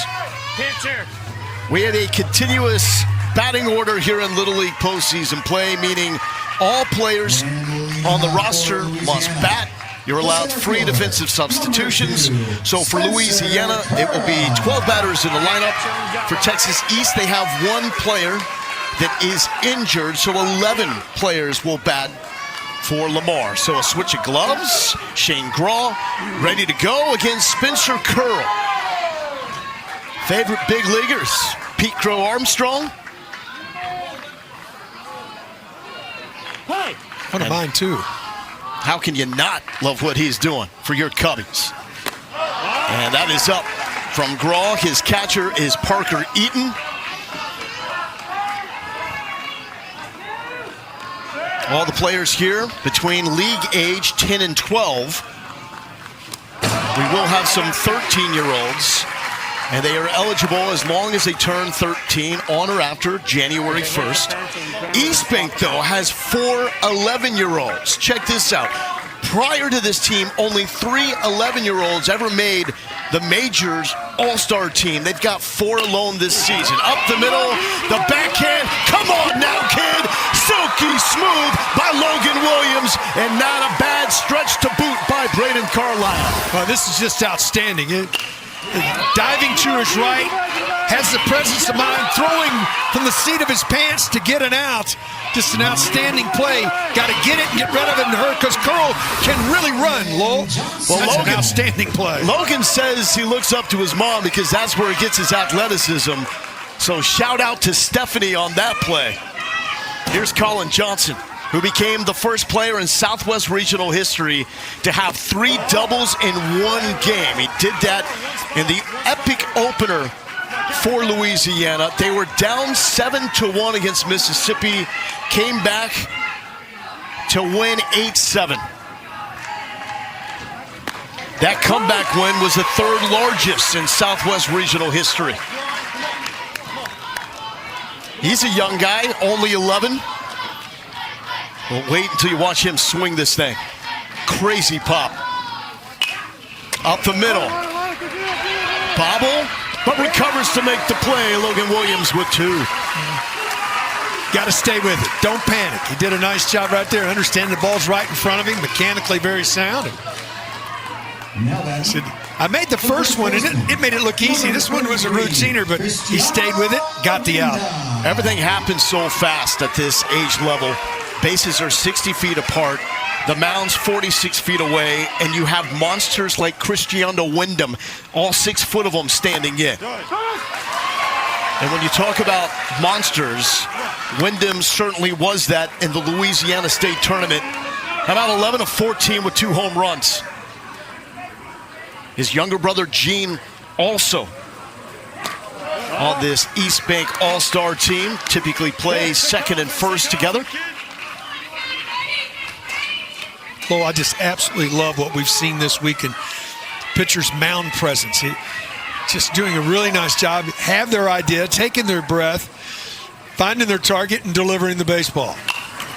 Well, he's going to have good rhythm because he's a percussionist. So he plays the drums. He knows all about keeping that beat. Yeah, he set the tone. He's not a real fast worker, but he takes his breath, gets his sign, and he makes the delivery. And he's facing a tough customer here. 1-2 to Wyndham.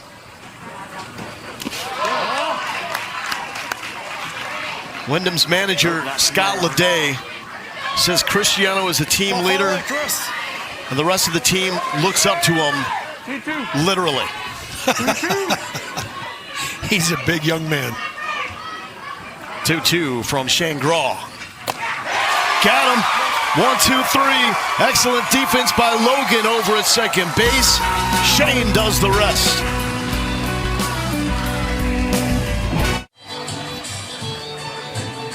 A lot of props to the fans here inside Marvin Norcross Stadium because they showed up here hours ago thinking that it was going to be a run-of-the-mill 2-hour affair. Before this one, it went to 8 innings, more than 3 hours. They waited in the heat. Now, Keith, they have their spot in the shade. Yeah, they've been trying to hunt shade all afternoon is what you're basically saying. There's no question they have been. It's going to be interesting as we see these two teams here at the bottom of the first. We don't know a lot about Richmond and what they've done offensively. Obviously, they found a way to get some big hits in the one game that they played. But it starts with Lucas right there at the top. He's the guy that makes them go. To me, this is the most impressive matchup we have in the regional in terms of 2 players that get the most bang for their buck out of their frame. Colin Johnson, a whippy, powerful left arm, and Lucas Songtag, you can see him, that's not a big deal, but he rips that barrel through the zone. Yeah, he has plenty of bat speed, no question. And when you look, Colin Johnson, this is a young man. I love his shoes. How about that? Everything's going on. He's got the green shoes and the orange laces to get him going, but he's got a good live arm. Yeah, check that out. Special talent, cooking. He's cooking on gas here on Waco. Favorite band, Foo Fighters. Good choice, Lucas. His first time up here in Waco, ripped one off the top of the fence and left, and another ball that's hammered to center, extra bases off the top of the fence. Songtag for 2. His second leadoff double in 2 games for Lamar Little League. Well, he gets the ball out of the plate. Watch this extension. Sets up, and I mean, he barrels it up, and he just hits it dead straight away. No chance to get to it. That's some nice whip right there to get the ball game started.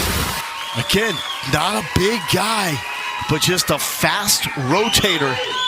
Heads up now, checking the placement of the outfield before Logan Williams stands in.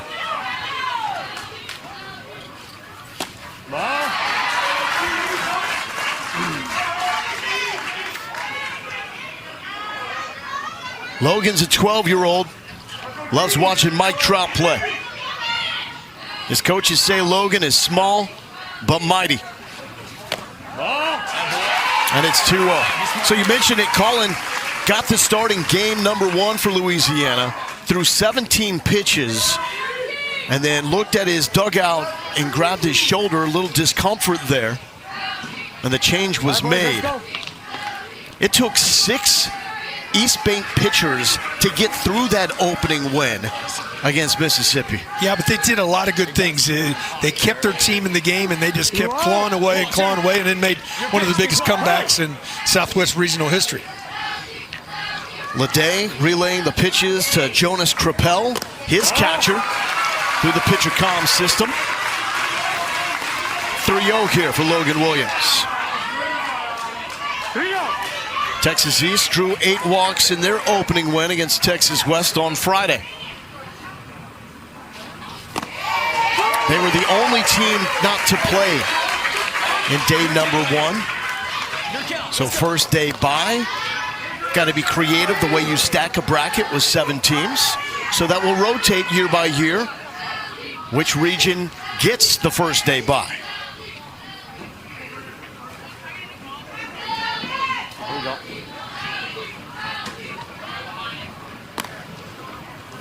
Colin wants a new baseball.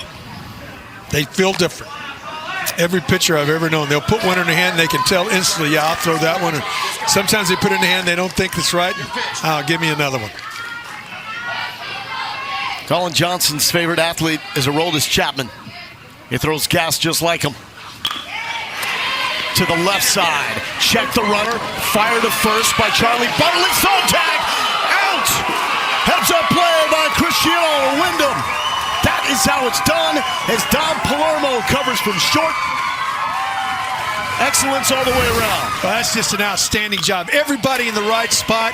It started looking back, then he took off for third, and then you're not running on that arm. That's one of the best arms we've seen here. And didn't panic, came up and threw a strike. And how about being there to cover? What a tag by little Dom Palermo. They say one of the best gloves to come through East Bank in a long, long time, and there's been some great players there. Here's Braden Carlisle. If you got the nickname Brady Blum, you know you can go deep.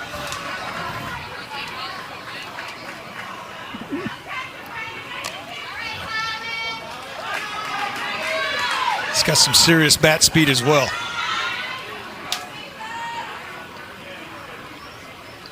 Went 1 for 3 with a double in the opener. I think we can hear how hard Colin Johnson is throwing. Now see if he grunts, if he changes speeds. That's the next level grunt. Breaking ball, and he did it. We saw at the end of our previous game, a lot of the pitchers had difficulty finding the grip and release on their breakers. Well, it's a warm day. I mean, there is rosin out on the mound. We've seen a lot of these young guys go to the rosin bag.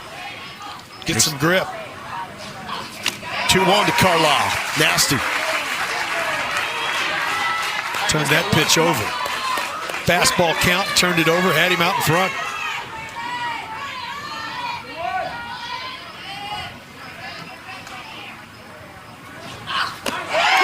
Gas him up, strike him out.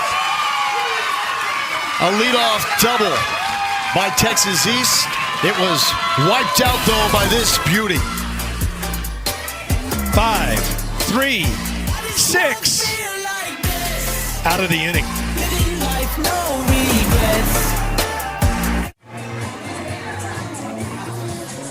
Want your child to experience the teamwork and fun of Little League baseball or softball? Visit PlayLittleLeague.org and enter your address to find a Little League community program near you. Lowell Galindo here with Keith Moreland. Proudly played my Little League ball back in the day. San Antonio, Northside Suburban Little League. And Keith, for you? I was in the Metroplex in Dallas and Carrollton, Texas. Great memories, though. Spending all day long at the ballpark. It was you playing, in my case, my brother and sister, and you were there all day. And everybody in the Little League became your family, became your community. Communication device on the glove. I believe that's the pitch comm that they're using, trying to tie it on the mitt where he can look down to the mitt and see it in his glove. But no, it's actually his glove. I think we're just replacing the. We've seen these teams use pitch comm. It's getting more and more prevalent across all levels of baseball. See, as a manager, you got to do everything. You got to set the order. You got to handle expectations. Better be a Leatherworks. You got to know Leatherworks. Talk with parents, if you will. Wear many hats. Charlie Bartlett leading off. 3 for 6 to start this Southwest Regional. He has 2 RBI to his credit as well. Good eye. Don't you love the good eye from your coach when it's 2 feet outside? Like, well, you're got right. it. But there's times when you made your mind up. Sometimes, especially young hitters, will make their mind up. I'm swinging at this next one. Call that swing mode. That's a nice bender. 1-2. Put it this way, you got 2 strikes against Nolan Ryan. I'm swinging. Yes.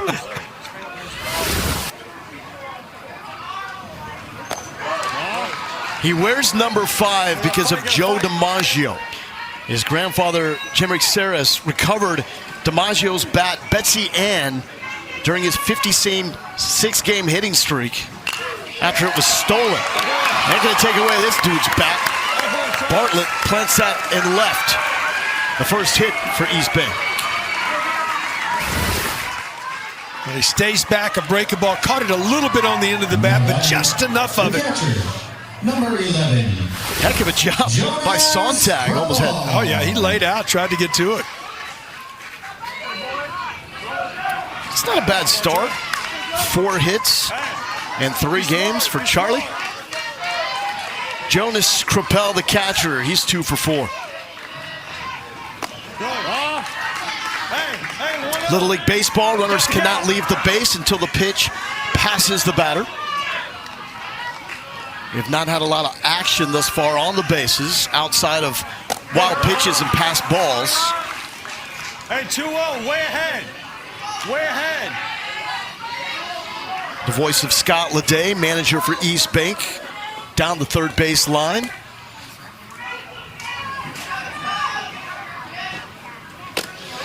It's a young staff here for Louisiana. None of them have kids on the team. Scott Leday, Ian Aguilar, and Alex Lagasse.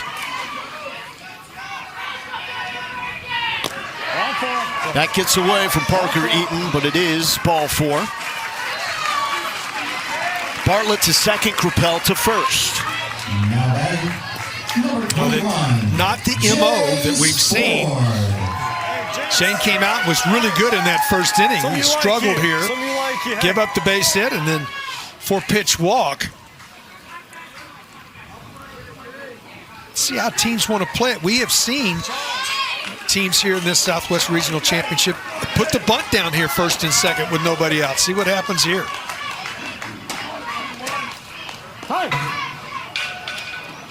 Texas East allowed a single hit in their opening win against Texas West on Friday. It was a dominant performance. It hasn't been easy for East Bank, but they survived the biggest challenge with that comeback to beat Mississippi. Chase Ford fouls it off. Good change of speeds with that breaking ball that time, down in the count. Hitter's thinking fastball, drops a little breaking ball in there and gets the count even.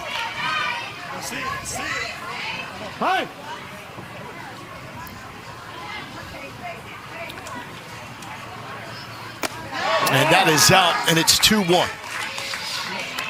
Just doesn't have that same feel, Lowell, that we saw in the first inning. He's struggling a little bit with that release point.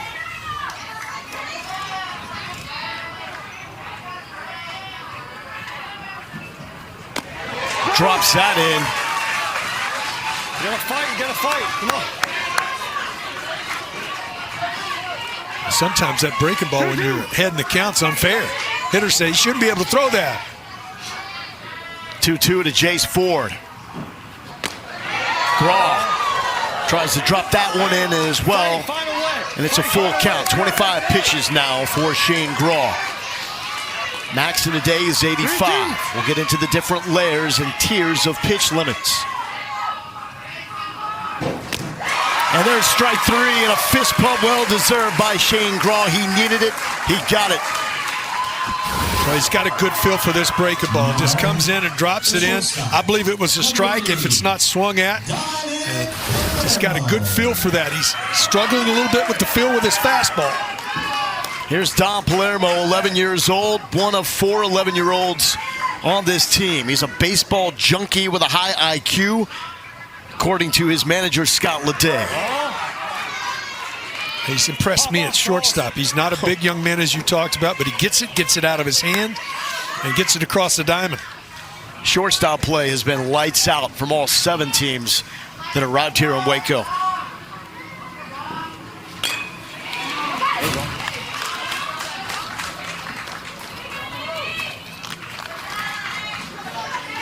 East Bank won it all in Williamsport in 2019. 1-1. Fight.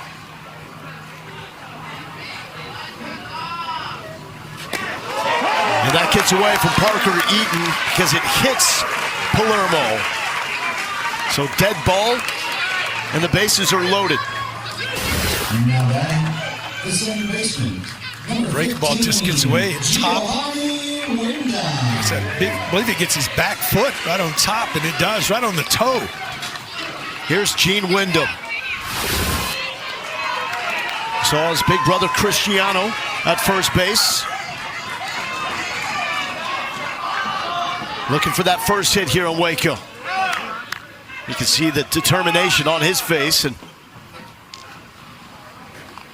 And here comes the manager for Texas East. Looks like we got a little well-timed water break as Justin Pollard is bringing out the hydration.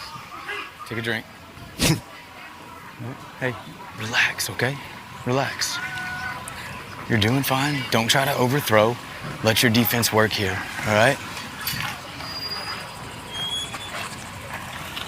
Okay, have some fun, dude, okay? Have fun, let us work, all right? Hey, roll it. Corners in. Corners in, yeah, bring it home, okay? Let's go. Hey, come on. Now, a disadvantage for Justin Pollard and his team is that this is only game number 2. We're deep in the tournament, and for the first time, his team is being challenged. Yeah. Little test right here. Corners are coming to the plate, playing for 2 in the middle.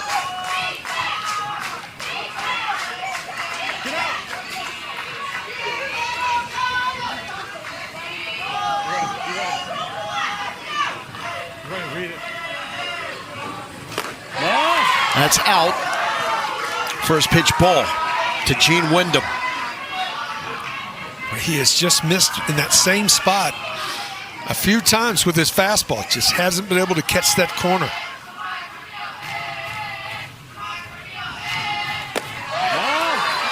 Gene and Cristiano's dad, John, was a former arena football player. Got to be tough to play that sport, especially. Don't you play both ways in that league? I think you did, didn't you? I think you just keep going. On. Good, Gene. And to hear Coach Leday telling Gene, good job with that timeout, the long hold there. And we're going to have some activity now in the Texas East bullpen. That's going to be Joseph Miller working his way out to get loose.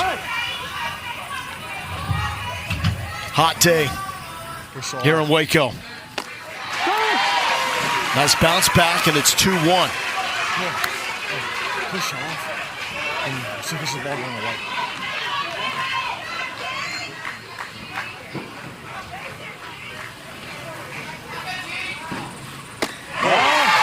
That's very close. One spot. Be smart. Gene Wyndham looking for something he could do some damage with here. 3-1 from Shane Graw.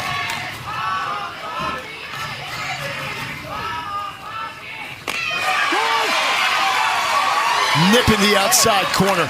That's where he's been trying to use that fastball. Boy, this becomes a big pitch in this game here in the second inning.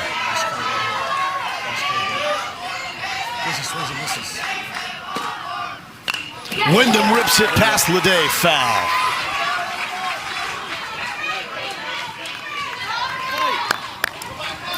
That's a nice job of staying on that breaking ball. He was fooled, Lowell out in front of it, but you could see him stay right with it. Go ahead and swing it, pull it foul, live to see another pitch.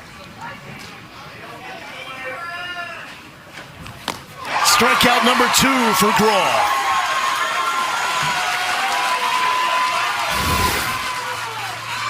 Well, he comes back with the fastball. Has good movement to it, bottom of the zone. Comes up with the strikeout. 2 for the inning, 3 for the game for Shane Graw. And now, courtesy runner, you're allowed to do this for your pitcher and or catcher with 2 outs. It has to be the last out in your order. In this case, it's Wyndham. Going to replace Krappel at second. You ready, Charles? You ready, Charles? Here's Josh Rouse. Big time power bat. 2 for 3 with a couple of driven in. Come on, be smart.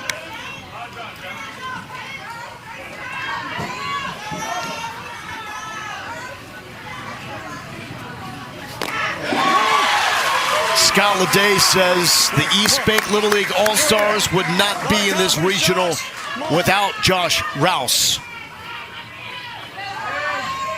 Very versatile player as well. Clutch hits coming from the losers bracket in the state tournament. Takes something off that, pull the string, 1-2. And feint the throw to third base, does Parker Eaton. Let's go. Boy, pitcher wave and getting out of this jam right here.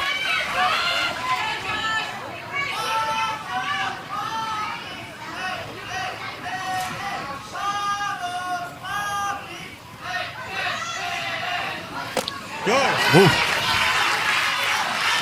Reaching back for a little something extra. Yeah, he wanted to climb the ladder there with the heater and head 1 and 2. He wants to make it happen here. You don't want to go 3-2, so throw your best pitch for a strike right here. Excuse me, swing. 41 pitches for Shane Graw on a day that feels like it's close to 110.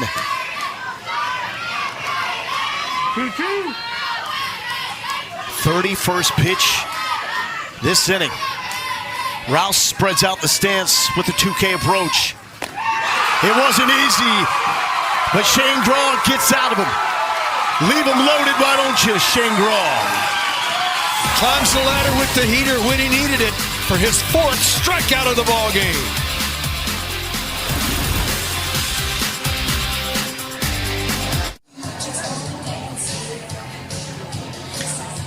Going to the bottom of the second here in this Southwest Regional matchup, Louisiana, Texas East, winner to the championship game. Tonight's Sunday night baseball matchup is a series finale at Citizens Bank Park in Philadelphia. The Tigers take on the Phillies at 7 Eastern, 4 Pacific on ESPN, ESPN Deportes, and ESPN Radio, and another StatCast edition on ESPN2. Our coverage begins at 6 Eastern, 3 Pacific with baseball tonight. Sunday night countdown on ESPN2. Lowell Galindo here with Keith Moreland. Zonk, what do you know about playing in Philly? Well, I know that it's not the Vet where I played and won a world championship, but that was many moons ago. Played for both of those teams, as a matter of fact, Phillies and the Tigers. Not that long ago. Yeah, it was many moons ago. Jace Ford goes to the bullpen for East Bank, and now Scott Leday comes out to check on Colin Johnson. I don't think his shoulder is right at this point. And Johnson looked at him warming up, and I think they're going to make a move again. Come on, go. So we saw him go 17 pitches in the opener, favor his shoulder, called to be replaced. And ultimately, Keith, you know, priority number one, Can you get a little more time? especially at this Can you age, get a little more time? player safety, keep them healthy. If there's any inkling of a doubt, if a guy may be hurt, you got to pull him. Yeah, you do. And if he probably felt pretty good. It looked like he finished pretty well in that first inning, but sometimes you can go back over too, Lowell, and get a little stiff while you're sitting over there. He didn't hit in the inning. They're putting some ice on him right there just to make sure that that's okay. Protection, health of players is the first priority. And now we're just going to remind everybody, as Colin is being checked out in the dugout, if for some reason he is not able to continue and play this game, his spot in the lineup will be skipped over without penalty since he is left because of an injury. Now, we're not speculating on what is up with Colin Johnson at this point. After he had that issue in Game 1, he was able to hit 3 doubles, the first player in Southwest Regional history to do that in one game. Yeah, absolutely. Again, the first thing is priority of health. They're trying to stretch that a little bit. You know, he wants to be involved and helped on the mound. But second game in a row, he's had to come out of the ball game, and to the bullpen goes East Bank. So we've seen Jace Ford throw 2 innings so far, 50 pitches, allowed 3 hits, 6 runs. Ready for his opportunity here as Jackson Packard will lead off for Lamar Little League. The All-Stars out of Richmond, Texas, the Houston area. Well, Ford's got a live fastball, Lord. Didn't mean to step on you there, but I'm just trying to tell the folks it's a good fastball. Like you said, we've seen him for 50 pitches. If he gets ahead of you, he's got a wipeout breaking ball he'll get to. He'll use it a lot of times when he gets ahead in the count. Packard, left side, tough play, made.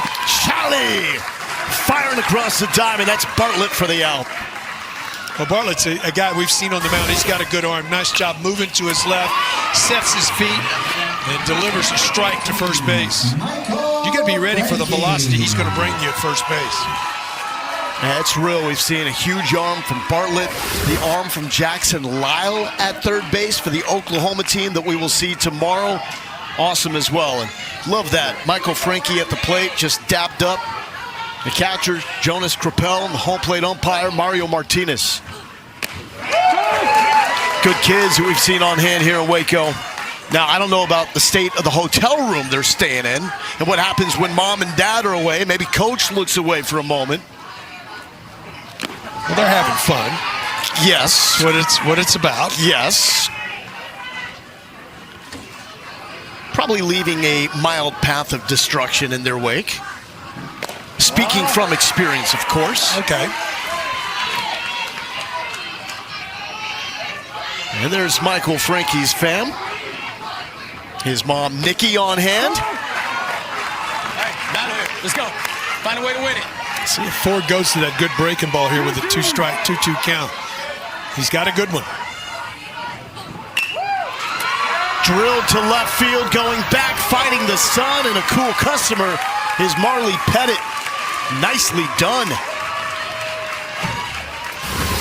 Well, he did go to the breaking ball, but it stays up. He didn't get quite on top of it.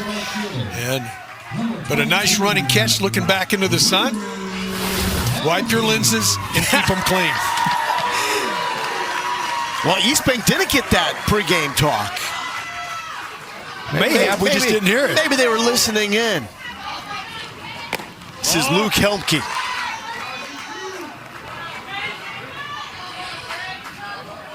Luke has a twin sister, Michaela, who is a softball player. Here we go! But the cool thing is this year, Michaela decided to play Little League Baseball instead.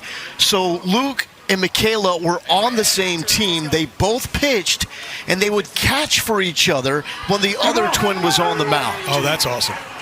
Love to have seen that. Up the middle and through. Luke Helmke with the 2-out single.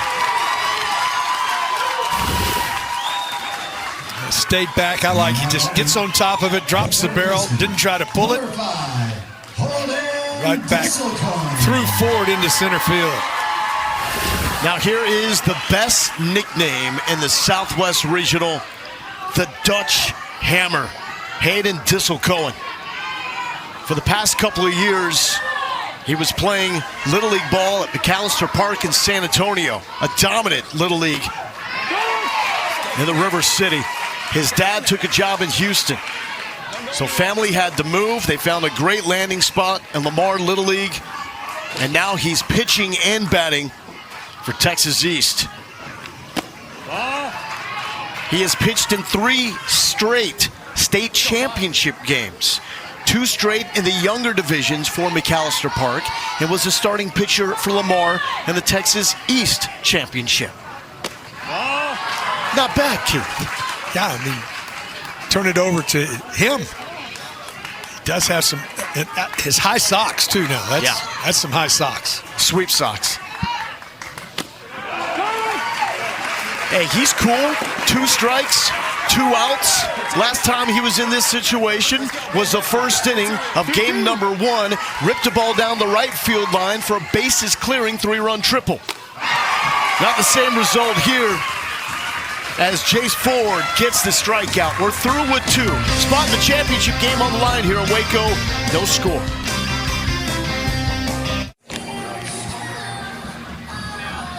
We're here inside Marvin Norcross Stadium, home of the Little League Baseball Southwest Regional. Great baseball on display. This regional that started on Thursday. Tuesday, we will send a team to Williamsport. Texas East and Louisiana battling right now. Winner goes to the championship game. Loser is still alive. They'll come back tomorrow and at 2 local, 3 Eastern on ESPN. Play a magical Oklahoma team from Tulsa National. This has been doing everything right when they needed it. Marley Pettit made that nice catch and left. He'll lead off for the East Bank Little League All-Stars from the New Orleans area. And that is a seed up the middle. Marley Pettit with his 2nd hit here in Waco. Does a nice job right there. Gets a fastball he can handle and barrels it up. Boy, runs seem to be a premium here today. It'll be interesting to see how these coaches play as we get deeper into this ball game. Do they start playing to try to scrape one across, or they still play for a big inning? Here's Blaze Marquis. Quality at-bat machine. Showing bunt, fouls it off. Yeah, I think that when you start seeing the way these 2 pitchers are going right now, the lead is very important. So trying to get the bunt down. This may not be a long plate appearance for Blaze Marquis, but his coaches say that pitchers hate seeing him come up because they know the pitch count is about to go up. Pitch number 2, still there. Not going to chase, an offer on that. Disselkoen charging and crashing from 3rd. Yeah, that's not an easy crash.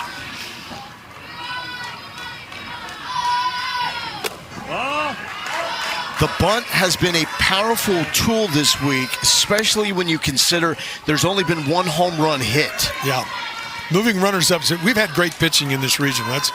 It's dominated play.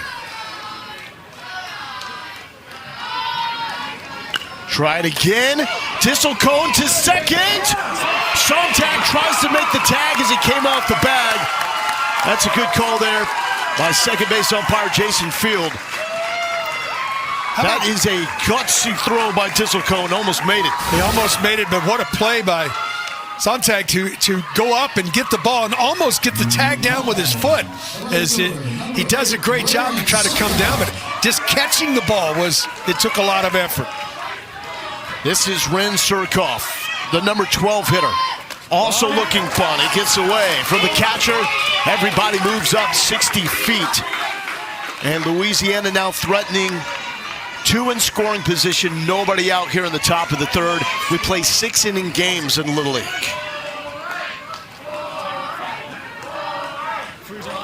Wild pitch.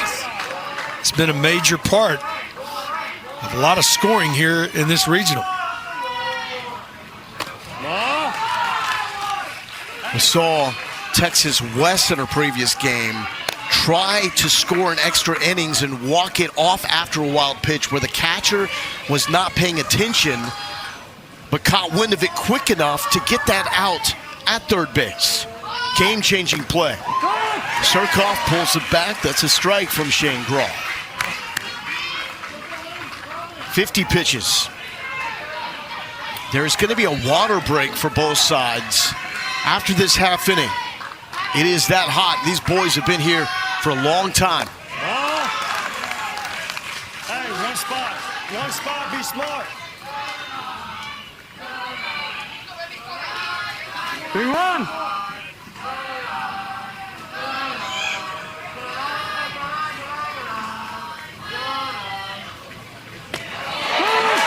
Great spot, full count. Hey, fight. Now, if you're looking for fastball and you see breaking ball, take it. That's exactly what his coach was talking about. You're looking for one pitch in one spot that you can get the barrel to.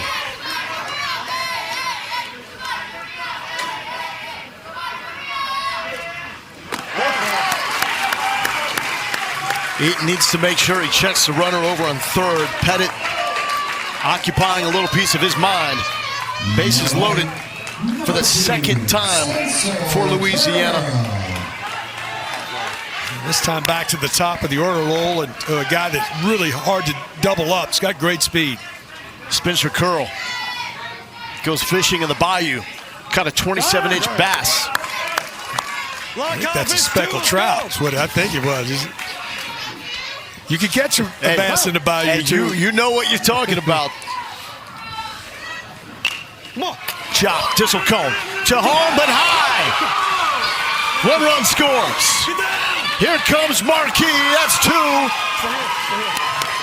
And Curl on his way to second.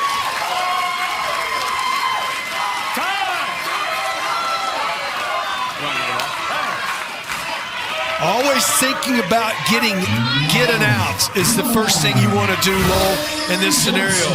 Got a little bit ahead of himself, thinking he might get a double play. Ball came out of his hands, just flew over the top of his head, and then it's bouncing against the screen. It leads to 2 runs. Don't get an out, and East Bank jumping out to a 2-0 lead. This is Colin Johnson. Up the middle, 2 home, and the play is made. The tag by Parker Eaton, and what a throw from Logan Williams. He is putting on a defensive clinic at second base. Well, just an outstanding play, going to his right. He knew where he was going to go with the baseball before he caught it, and then throws a strike to home plate. It's surprising. The runner had no idea that the ball was coming his direction, and able to get that out at the plate, and a big one. Now the double play could get you out of the frame. He was playing deep, too. What an arm, but no hesitation at all from Logan.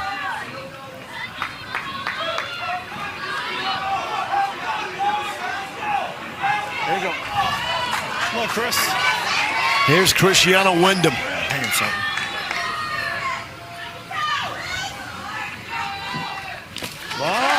That ball gets away. Runner from third, charging home, and will score.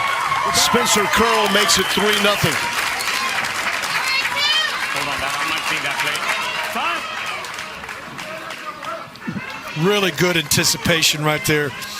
You got to be ready for it as a runner. You come down the line, and once you see that ball in the dirt, you got a split decision. You got to go right now, and read it perfectly. Got the third run across of the inning. Wyndham to right. Catch is made by Helmke. The throw to third. So close. But Johnson is in safely. Good arm out there and right by Luke Helmke. Stayed behind it. Made a strong throw. Loved it. Get out of here, just giving up the 3. Charlie Bartlett has 4 hits in this regional. He got number 4 his last time up. And that is a ball up. Come on, Charlie. His dad, Thomas, was a former pro golfer.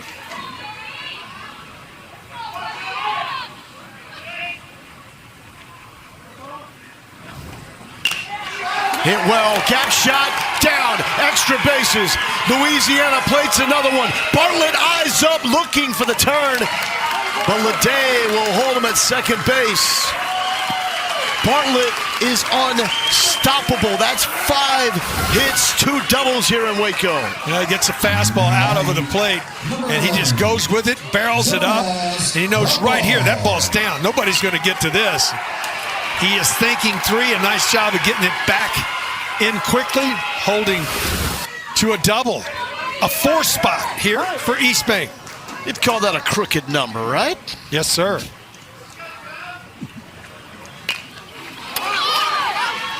Crapel, Tisselcorn, nice. Throw on the run, but the damage is done. Louisiana bringing 4 across, 4-0, going to the bottom of the third.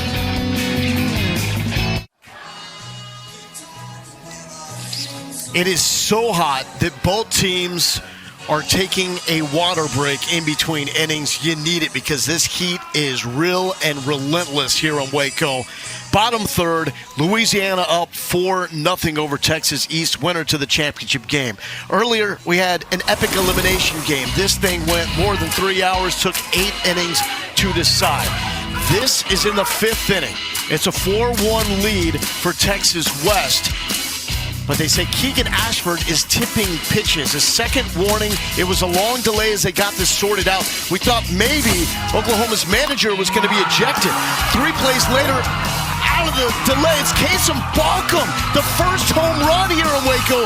A grand slam that gave Oklahoma the 5-4 lead. We go to the 7th. This is extra innings. Pitch gets away from Logan Farminder. So what do? You try to walk it off by getting creative and sneaky. Farminder's not looking. The runner breaks for home. Logan makes the play. Jackson Lyle makes the tag. That could have ended the game. Instead, we go to extra innings, and that's when Lyle and company open things up. A 3-run double for Jackson Lyle, but you still got to close it out. And Texas Midway, they made this really, really close, but Gibson Shriner celebrating after that one. Oklahoma wins 12-9. And that was as epic as it gets. We play 6 innings here in Little League. The games are usually about 2 hours. That was more than 3 hours. 8 innings to decide. And Oklahoma, they've really opened some eyes in this tournament. Well, they have. They've done a good job, folks. The one thing that they've done is they've found a way. They have walked more than any other team here, by double digits more walks. So they're very patient. They give you a tough at bat every time that they come to the plate. They're not going to swing at pitches outside the zone. And then if you get on base, they're aggressive on the base pass. And they found a way in a ball game. They were down 4-1 into the 4th inning and found a way to come away with a victory. And they still could have one of their top arms available for tomorrow. So if they win tomorrow, they go to the championship game. We've seen Bubba Hodges catch a lot. He's one of their top arms. Saw him warming up today, has not entered the game on the mound. So Oklahoma maybe back at the pool, at least in the AC. Well, it was a hot day, yeah. And they'll wait the loser of this game for a deciding game tomorrow. Yeah, that's 2 Central, 3 Eastern, right in the middle of the heat. So they hope they're not at the pool spending a lot of energy because they spent a lot of energy out here today. Well, Justin Timmerman, their manager, has been around the game for a really, really long time. So he knows all about handling teams, especially teams 11, 12-year-olds in a situation like this. But here we are in Waco, Texas. Logan Lindo, Keith Moreland. It's a really, really hot day. And this is what we need to see at this moment, a little break to get rehydrated because it's still going to be a long game from here. And we got a tight one. Yeah, and you're at the hottest part of the day now, folks, in Texas. Once it gets to 5:30, 4:30, 5:30, 6:30, that's the warmest part of the day. We saw the kids earlier today were really struggling. They were struggling calling timeout and walking to the dugout to get a drink of water. So it's a good time to allow those kids. Our camera guys are not getting much of a break because they're out in it as well. It feels like it's 100 degrees and the sun is coming down. And interesting to see this, how important these mean, what it means for an opportunity to go to Williamsport. Let's give Louisiana a lot of credit for their trip here to this semifinal game. they looked a little listless to open this thing up. They were down to a really good Starkville team, 7-1, as our boys are working their magic there in the heat. Down Get some fan. You need some fan. 7-1, and they come back late in that game to erase that 6-run deficit, win 8-7. That was the third largest comeback in Southwest Regional history. Yeah, and it looked like they were dead in the water is the best way to put it. Yeah. But they found a way to keep going. And against the Starkville team, folks, that a lot of you hadn't got to see, this was really good and very competitive. Yeah, a lot of fun to watch those boys from Starkville. All the teams that have showed up have really turned heads. So congratulations to everybody just to make it through this point. You got to battle through districts, sectionals, state to get to the Southwest Regional here in Waco. So Eastdale Little League out in Albuquerque, tremendous job. Junior Deputy out of Little Rock, Arkansas, did a fine job as well. We've seen Texas West from Midway Little League. They were eliminated, but Tulsa National is still going strong. We have the kids from East Bank out here representing Louisiana, and Texas East still fighting with the Lamar Little League All-Stars. So it's been just a tremendous tournament thus far. Yeah, and we go back out here. Now, after a 4 spot, this is going to be important for Ford, Lowell, to establish strike one, because all of a sudden they 4-0 seems like a good lead. If you don't give any free passes and force the opponent to swing the bat, you got a great chance to put yourself in the championship game. Parker Eaton will lead things off. His nickname is Peaches. Peaches fouls it off.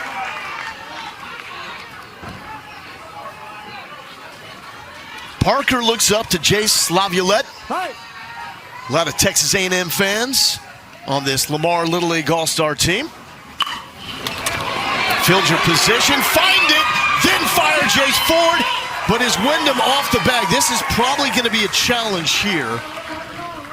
And we see the first base coach shaking his hands like it's close. I don't know if they're going to use a challenge or not, but how about staying with it right here? Ford can't find it. Now, got to get rid of it quickly. And until right at the end, but a nice job of staying with it, coming up with it. Wyndham not reviewed, so it's an out. You're allowed unlimited reviews until you have 2 unsuccessful challenges. Then you lose that ability. You do get 1 back if you go to extra innings. Graw on the barrel into the mitt of Dom Palermo. 2 down. All you can do as a hitter is come to the plate and put a good swing on it. That's exactly what Shane did right there. Can't do much about it except hit it on the barrel. That's your job, is try to hit it as hard as you can hit it. This is Joseph Miller trotting to the plate. Nickname is JoJo. Bregman's his guy. He's pumped up. He's back in Houston. Wait, he's in Boston. Correa's in Houston. Let's get those former and current Astros right.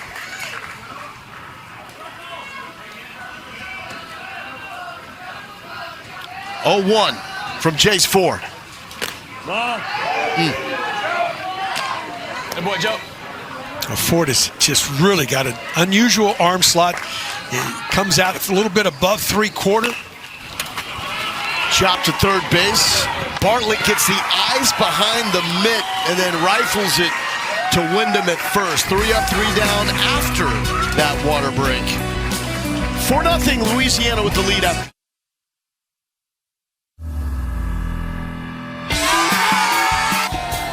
Caught by the second baseman. Wow, what a play! Oh, it's perfect! Mike Mary's gonna win the Little League World Series championship! That's what we're playing for, an opportunity to go to Williamsport, home of the Little League Baseball World Series. The last 10 champs last season, it was Lake Mary, Florida. Back in 2019, that team from Louisiana, the same Little League we're seeing right here, right now, from East Bank in the New Orleans area. Yeah, and the other part of that's pretty unusual. Look at the last 6 from the United States. That's a change from, we've had a lot of international champions before that, so. That is the goal for all these teams. Texas East puts that goal on a wristband. On the outside, the team wristband says better together. On the inside, they have the number 17702. The significance of that, it's the zip code for Williamsport, Pennsylvania. There you go.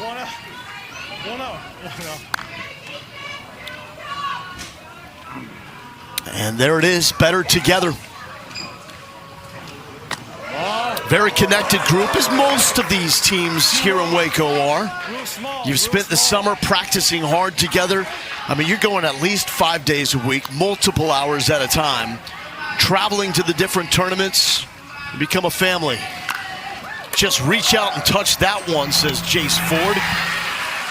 Easton Pollard makes the play and left. Gotta lay off the 2-0 curveballs. And we heard the words of wisdom. Gotta lay off the 2-0 curveballs.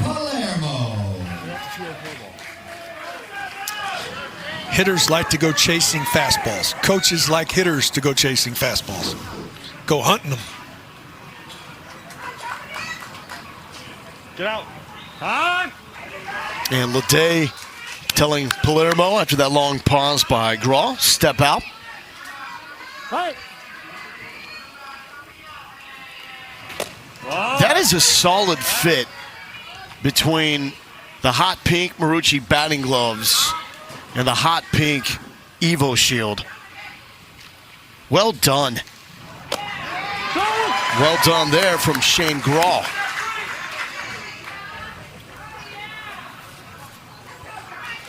.65 pitches for Graw.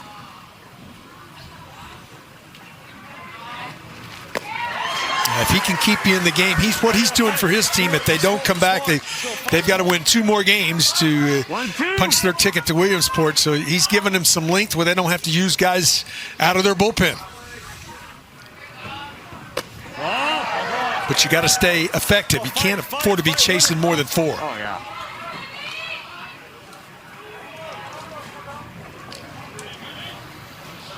Here's the 2-2 from Shane Graw. Rock and fire for Lamar Little League. And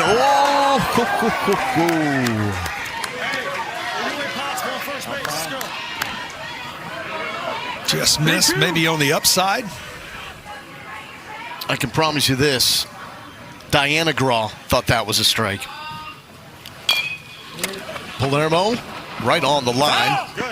Fielded in foul territory by Carlisle. These are the different thresholds that are a factor, and they're really tough for managers to navigate and strategize around. 3-2. Max pitches per game is 85.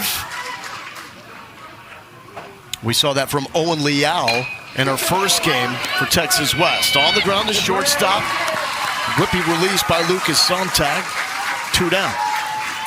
Well, when you have a guy that's at 70 at this point, he's not going to be able to pitch again in the tournament. If he can get outs, you're going to try to use him as long as you can to save your other guys. The other one that's not on there about days to pitching is you can't pitch 3 days in a row as well. So if you pitch 2 days in a row, you're off for a day, no matter what your pitch count was. Good.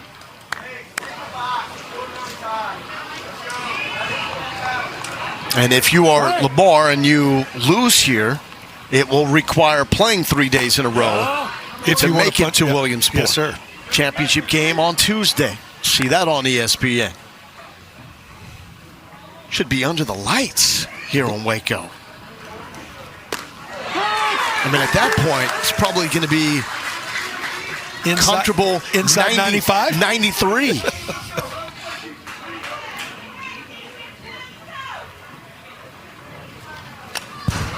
Wyndham got a piece, and it's 1-2. 73 pitches for Shane Graw. You gotta fight with your confidence, kid.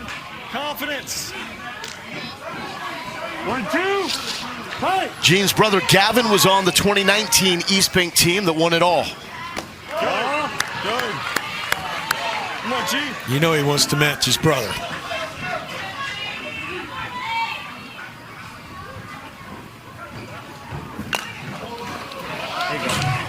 So you got Gene Wyndham and Cristiano Wyndham. Gene's the younger brother, Cristiano the older. It's only 2, kid. Big pieces to the success of East Bank Little League. 2-2. Job.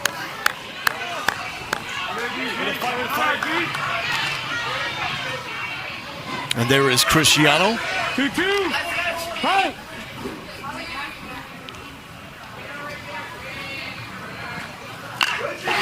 Hit well. Tissel Cohen, look what I got. The stretch from Carlisle. That is how it is done. That's a nice play. This takes an odd hop. Sometimes you get down in position. Right here, comes up. Fires it across the diamond. 4-0 Louisiana.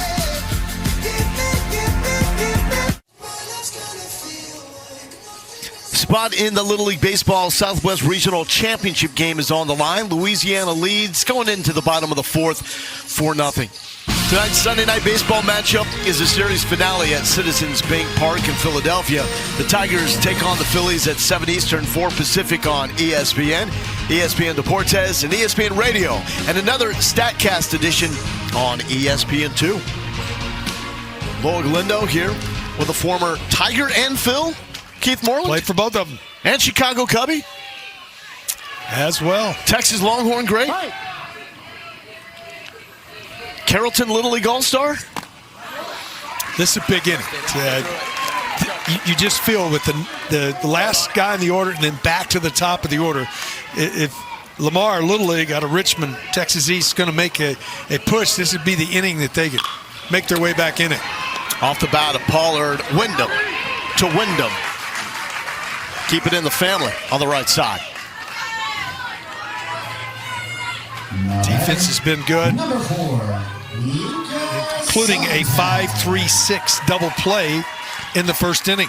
What do you think about the amount of double plays we've seen turn? There's let's been go. at least 6 so far in this region. Need a base runner here. Let's go. Yeah, I mean, and only one is an odd one like that where you have 2 plays in it. The others have been 4-6-3 or 5-4-3.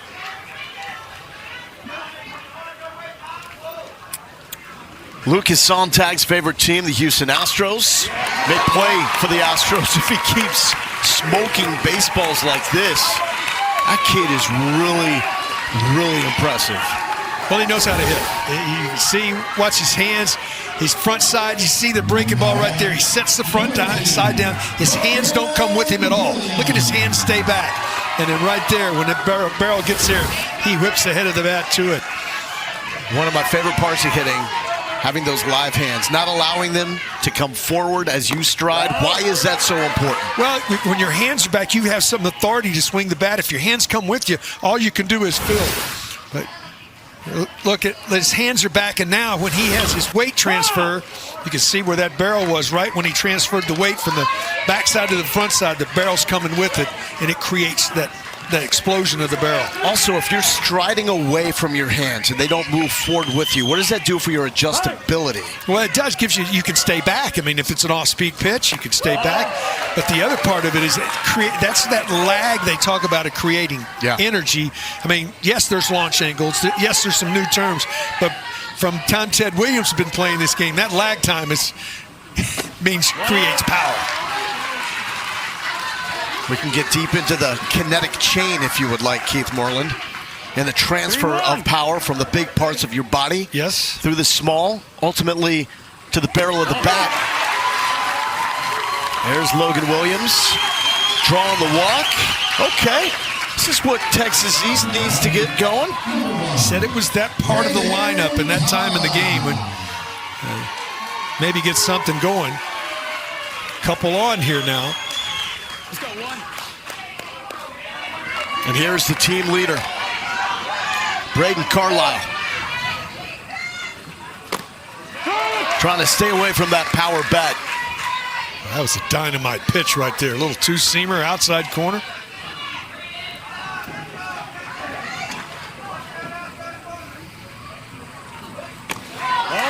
Staying away. Blown away by the poise of these kids. Their mound presence has been incredible. Very aware of their surroundings. And that's unhittable right there. Yeah. Hey, you're good. Hey, let's go. Spit on that one. 1-2. You stay there. If you're Jace Ford? If you can throw it right there again, you're not giving up a hit. More over the heart of the plate, but it will be almost handled. And a run will score. Sontag will score from second. Lamar Little League is on the board.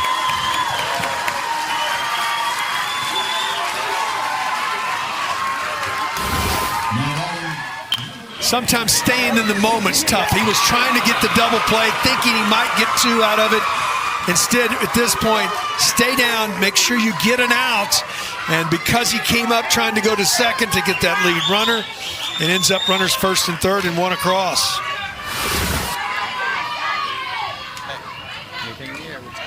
Timeout called by Jonas Krupel. First and third situation here with one out. Has he been a leader behind the plate? He's really done an outstanding job back there. We haven't seen teams be too aggressive with the first and third situations. Again, you can't leave the bag as a runner until the pitch crosses the batter. That limits you to what you can do with first and thirds. Here's Jackson Packard. In the air to the right side, everybody giving chase. Out of play.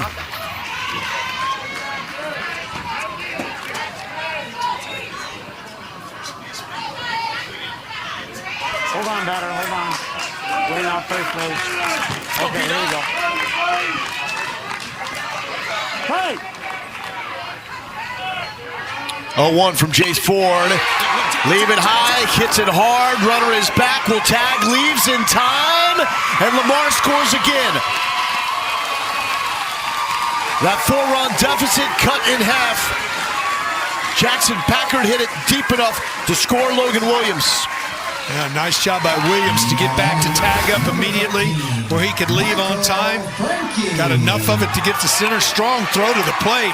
But you get back, make sure you're tagging up, and then make your way toward the plate. Throw is a little bit offline.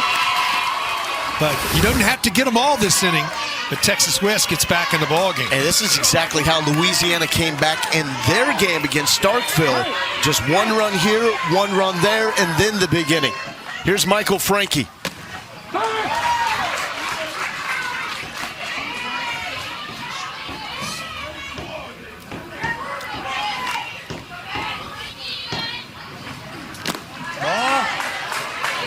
That's Michael's mom, Nikki, in the stands. Michael says he looks up to Nikki because she is loving and kind and never lets him give up on anything. Backing up Bartlett at third, long throw, makes it in time. But Texas East has made this a ball game. Down by 4, add 2, now the deficit is 2.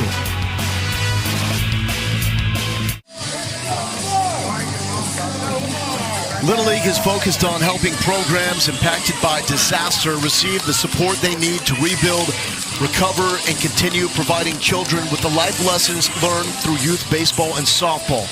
To support these disaster relief efforts, text RALLY to 345-345 to donate today. Standard messaging rates apply. Keith, it's been an extremely difficult summer for all of us here in the state of Texas. Our friends and family had to suffer through the devastating floods in the area around Kerrville, Texas, and it was heartbreaking, and everybody has tried to do something to give back, to help in some way. And when the Lamar Little League All-Stars were playing in the state tournament in New Braunfels, Texas, they made an effort to serve food to the firefighters and the New Braunfels Fire Department, spend time with them. Those are firefighters that assisted in the rescue efforts around Kerrville, Guadalupe River. And it's little things like that that go a long way for these boys to learn what it means to put others before themselves. No question. And a new pitcher on the mound for Texas East, it's Joseph Miller. Well, Miller's a big young man. He's not going to overpower you with velocity, but he is short range to get to the plate with his height. He's got a big, long stride, and he gets way out in front. Got a little breaking ball that you saw right there to go with it. He creates a real tough tilt. Hitters have a tough time getting on top of his fastball. The All-Stars here for Lamar Little League also spend their time on Sundays as Buddy with kids in the Challenger League. They answer fan mail and write letters to donors and community leaders that pour so much into them to give them the opportunity to go to these various tournaments that lead up to this, the Southwest Regional. Josh Rouse, the batter. One spot. Baseball is just one part of the Little League experience. No question. 3-1. Development. As a player and a person. Ball four. And Rouse is on with the leadoff walk. And it's just such a powerful game, especially at this age for these boys to have community, to have teammates, to hear these volunteer coaches that believe in them. Having someone tell you at that age, I believe in you, is a powerful force. And no doubt. And then teaching him what it means to volunteer and to give back to earn that. Here's Marley Pettit, single last time up. Pulled back the bunt. First thing you got to do when you come out of the bullpen in the game is throw strikes. Yep. Miller has struggled with the zone so far. Ball. Back, don't hang out. Just the second game for Texas East in a tournament that started on Thursday. The lone team out of 7 that did not play on the first day. They won their second game, and that put them all the way in this semifinal matchup because the teams rotate from year to year, which get the first day bye. It's 7 teams in this region, so you've got to get creative with the way you format it. 10 teams from the United States will advance from their regions to Williamsport, Pennsylvania. 10 international teams as well. 3-1 to smiling Marley Pettit. And Pettit puts a charge into it. The diving play in center by Jackson Packard. Sports Center top 10 me. Oh, really nice job. Watch how he gets low, folks, right at the end. It was an outstanding play, but he did it by getting his eyes down low. Great view from center field as he sees the ball off the bat. And right here, you watch his eyes. Get down low as you can and see the ball. Lays out and makes the catch, and boy, that's a big one right now. Oh, but Marley Pettit, you said it, his eyes. He's seeking base hit all the way. That felt great off the barrel, and here comes Packard barreling in for the catch.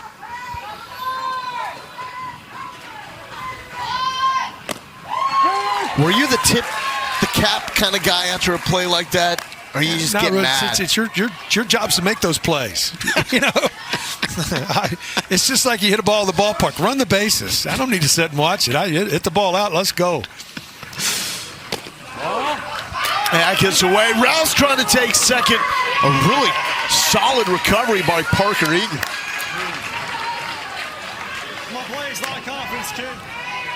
And Rouse, a one-man dirt devil, on his way into second base.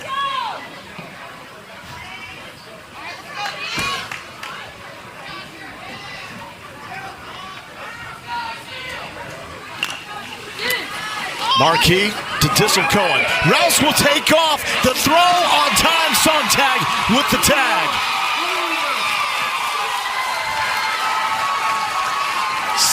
Second time in the ball game we've seen that happen. Really nice anticipation. We go to the 5th. It's a 4-2 Louisiana lead. Loa Galindo here with Keith Moreland from Waco, Texas. Bottom of the 5th. We play 6-inning games in Little League. Louisiana up on Texas East 4-2. Charlie Bartlett had the big blow. The 1-run double to make it 4-0 Louisiana. Jackson Packard with a sac fly for Texas East. 5 runs scored on a couple of errors and a couple of wild pitches. Loser is still alive. They'll just have to come back and play Oklahoma tomorrow. Winner gets tomorrow off and goes to the championship game on Tuesday. And there is the big bat, big arm of Charlie Bartlett now at third base. Luke Helmke leading off. Had a single up the middle his last time up. First pitch flared. Bartlett First name Charlie. Got those lenses on, had them clean and put it away, looking right up into the sun. Number 5, Holden Disselcorn. Here's Holden Disselcorn. A bases-loaded triple down the right field line with 2 strikes and 2 outs. His first time up in this Southwest Regional. That was back on Friday for Lamar Little League, part of a 4-run first. They would beat Texas West 8-1 in their opener. Have not played since. And Disselcorn down 0-2. Chase Ford has just worked quickly. He has set the tempo. He did give up a couple of runs his last time out, but boy, he has been solid in relief. Talk about his great breaking ball, but he's used an awful lot of two-seam fastballs with a little movement to it to get a lot of balls put in play.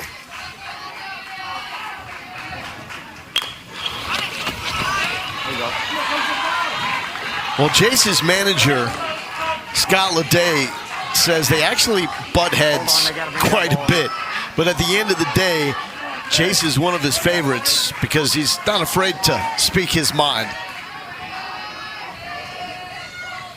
Gotta have someone to hold you accountable, right? 0-2. In the dirt. As long as he's throwing the pitches that he's calling. Yeah. Don't shake from the pitcher comp. Disselcorn. And a mistimed jump at second. And Disselcorn puts it in right.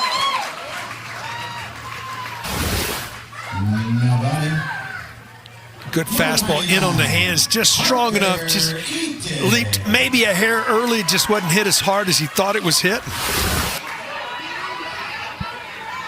A 1-out base runner.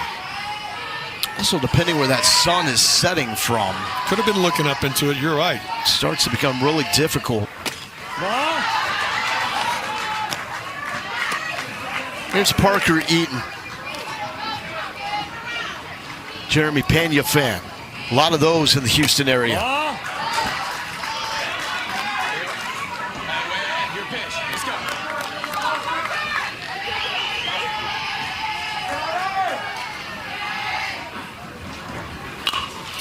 Hard to the right side. Wyndham to his older brother.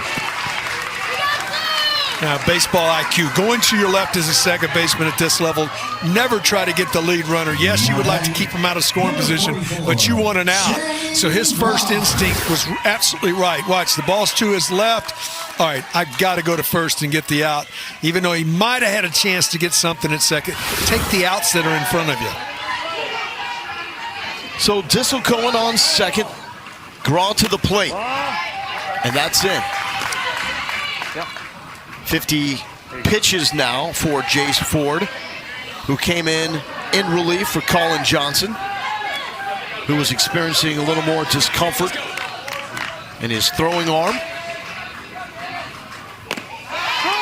We saw that same situation force him to leave the game in game number 1 on Thursday for this East Bank All-Star team. There's Colin. Breaker. Wyndham off the bag, long run, makes it with the long stride. No damage here. Louisiana with a 4-2 lead over Texas East.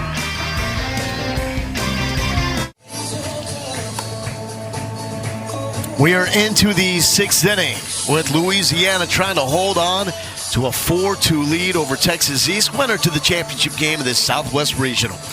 Little League would like to extend a special thank you to its official sponsors, Capital One and Banana Boat Sunscreen. Official sponsor supports allows Little League to create experiences for communities, volunteers, and young athletes all season long. Little League would also like to thank its dedicated volunteers who make the program a special experience for millions of children around the world. All our coaches, all our umpires here today, volunteers. Yeah, what about all the guys that have taken care of this ballpark all week? They've done an outstanding job. A lot of them have been around here a long time. They do a lot of great things. The ballpark's in great shape. They clean it up each night and have it ready to go for the next day. Yeah, it is pristine, and these boys love playing on this surface, playing on this stage, as good as it gets. Can put this up against any complex in America. Ren Surkoff leading off here for East Bank, trying to get a little insurance. Saw that 4-run lead cut in half. Joseph Miller back on the mound. And it's a 2-1 count to the number 12 hitter for East Bank.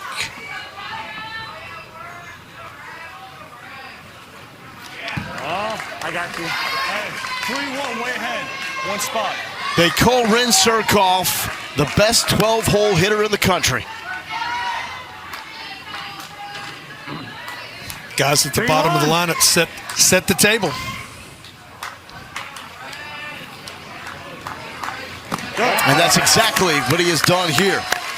Colin. Never mind. Draws the walk, top of the lineup, now in Spencer Curl. Now batting, number 2, Spencer Curl. Wouldn't be surprised to see bunt right here. Just try to get that insurance. Plus, Curl really runs well.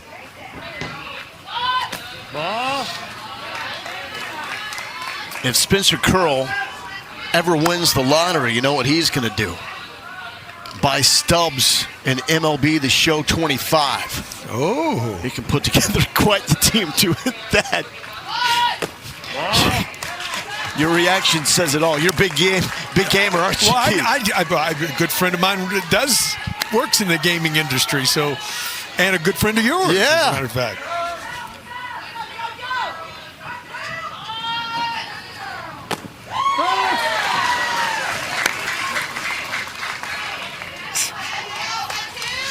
Like that one, huh? That was a good one, huh? Yeah, that was a good one. The 2-1, pull that bump back. That's what Curl does. Now, what do you do 3-1 here? So he did not go around on the bunt. Curl can fly. As coaches say, maybe the fastest player ever out of East Bank Little League.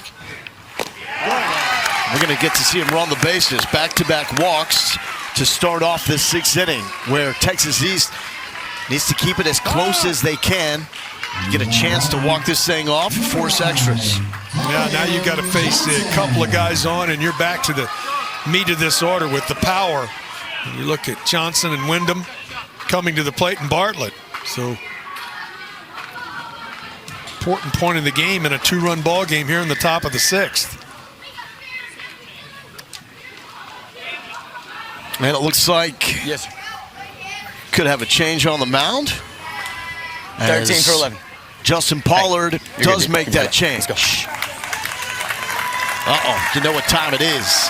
It's Michael Frankie time. Have some fun. Let our defense work, dude. Let's go. Come on. Mikey Magic, right? Mikey Magic, we just got the nickname for young Michael Frankie, the Magic, when we return. Your attention, please. Now pitching for Texas. 4-2 lead for Louisiana. The kid on the left with the sour straws dropped his Michael Frankie fan club sign to go for the candy. I'm sorry, the Airheads. And now's your moment. Hold up. Oh, pass off the sign so he can get the candy. He's just done with the sign. Yep. Well, it did say, Michael Frankie, you are my hero, Sports Center top 10. He already has a top 10 nickname in Mikey Magic. He's going to need some magic here, 1st and 2nd, and nobody out. Do you bunt in this situation with your big hitters coming to the plate? I don't think so. Yeah, especially with Colin Johnson, the ability to leave the yard or hit something hard and low. Got to gap. Stay in that box. Stay in that box. And you heard Leday, gap to gap. He's got that kind of power.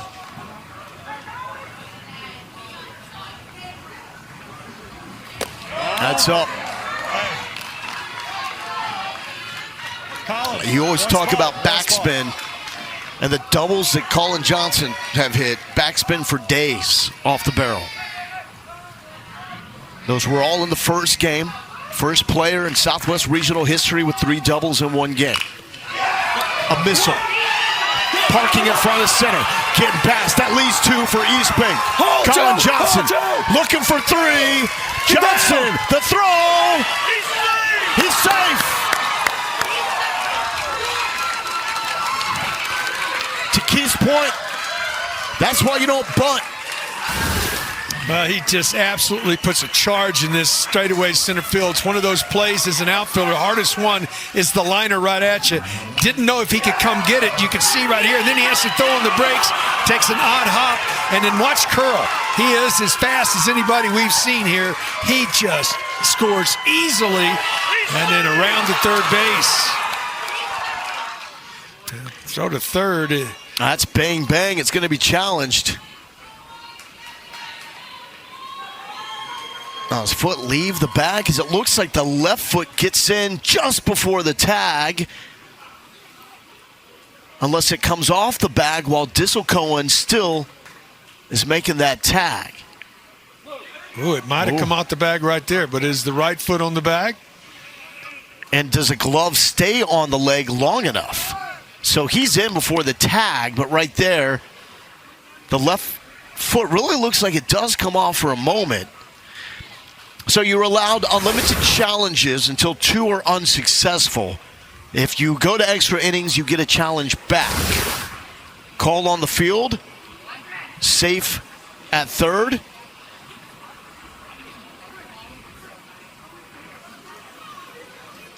And our crew has been all over it.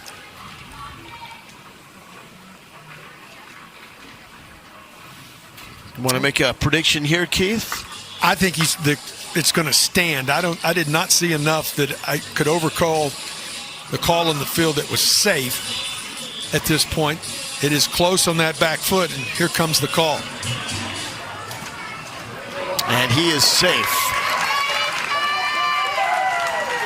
So call is confirmed, and it's a 2-run single for Colin Johnson, advancing to third off the air. And here is Lightower Power. Only 1 home run, however, in the Southwest Regional. It was hit by Kason Balkum in our earlier game today from Oklahoma. That was a knuckleball. Oh, yeah, Michael Franco will throw that thing. They actually call him a true knuckleball pitcher. Oh, yeah. Carlisle makes a play, checks the runner. Done perfectly. Catch the ball, look at the runner, stop his momentum, tag the bag. Well done. Number 5, Charlie Bartlett. So the knuckleball is real from Michael Frankie. Hasn't been able to be utilized on the mound in All-Stars yet. So now they're unleashing the knuckleball. This is second appearance in the Southwest Regional.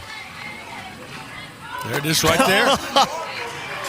Keith, how awesome is this? The fact that there's a 12-year-old on the mound throwing knuckleballs. Look at the grip. They didn't have a ton of rotation. Back-to-back knuckleballs there. I mean, how does this process even start? We all grew up trying to throw a knuckleball with our buddies, but to do it on the mound? Oh, coming back with the fastball? Did you face any knuckleball pitchers in your career? Phil Nicro. Okay. Tom Candiotti. Both good ones. How do you get ready for that pitch? Tim Wakefield. Rears back Stay there. back. Everybody says the same thing. Stay back, swing at a spot. Close your eyes and hope for the best. If it's dancing all over the place, sometimes that's the case. Charlie Huff. What do you think Parker Eaton at catcher says before he comes in the game? Mikey Magic makes the play. 2 down. That was the knuckleball he got an out on right there. Had him out in front.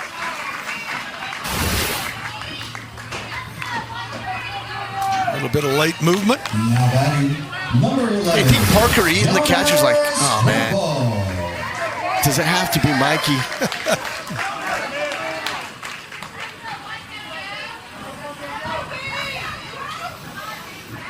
This is Jonas Krupel.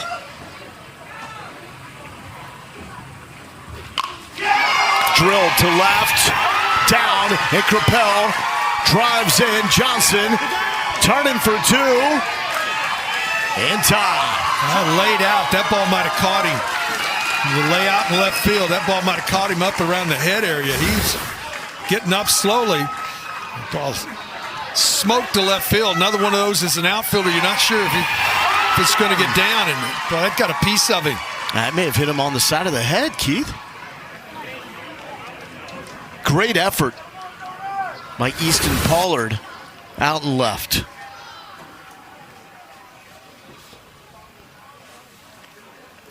And that's the manager's son. So dad is out there. It's Justin checking on his son, Easton. And there's smiles. Yeah, caught him on the side of the head. Fixed the glasses. And tough kid there. They're going to make a switch. Fantastic effort.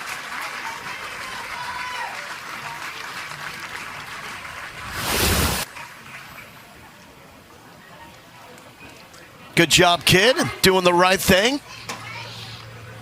Making sure that after, especially you're hitting the head, that you have some time. And especially in this heat, making sure everything's good. These kids, though, they play leaving nothing left behind. It's all effort all the time. Carlisle now to left field. And that's Graw, the starting pitcher in this game, to first base. Here's Chase Ford. It's now 7-2 Louisiana.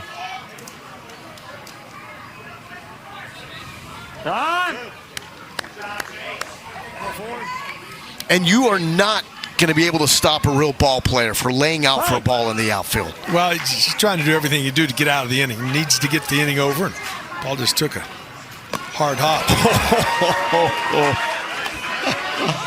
Oh my goodness. Come on, 3-3. Can I get the shades? And we got the shades for Graw over at first base. There we go. No fingerprints. Right. I mean, when the pregame speech includes not getting fingerprints on your Oakleys, you don't get fingerprints on the glasses. Come on, Jace. Does a nice job of not showing that he's got a knuckleball grip in his glove.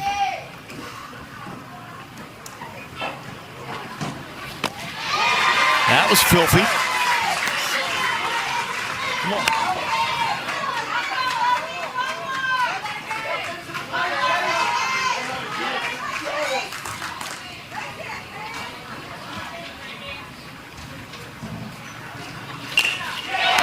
Into the mitt of Logan Williams. The dude is making his own defensive highlight reel. Another outstanding play, but a 3-spot on the board. We go to the bottom of the 6. Louisiana up by 5.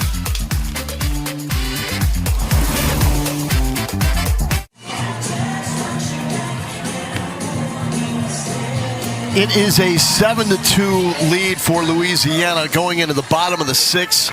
We play 6 innings here in Little League. We have seen crazier things happen, though, than a Lamar Little League comeback in this situation. We saw East Bank come back from a 7-1 deficit to beat Starkville in their opener.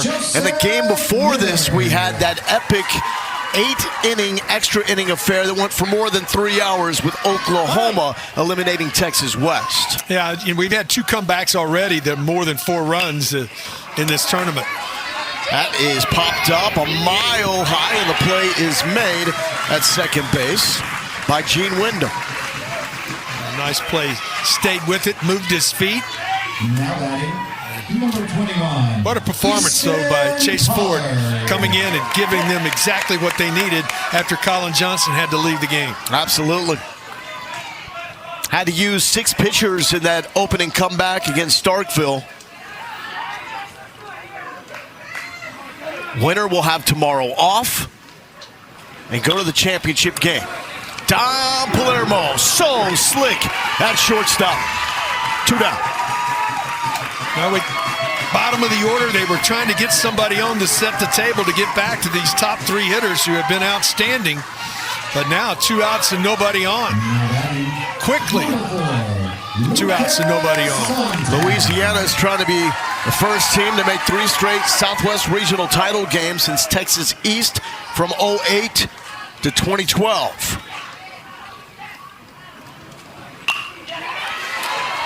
A missile, ain't done yet.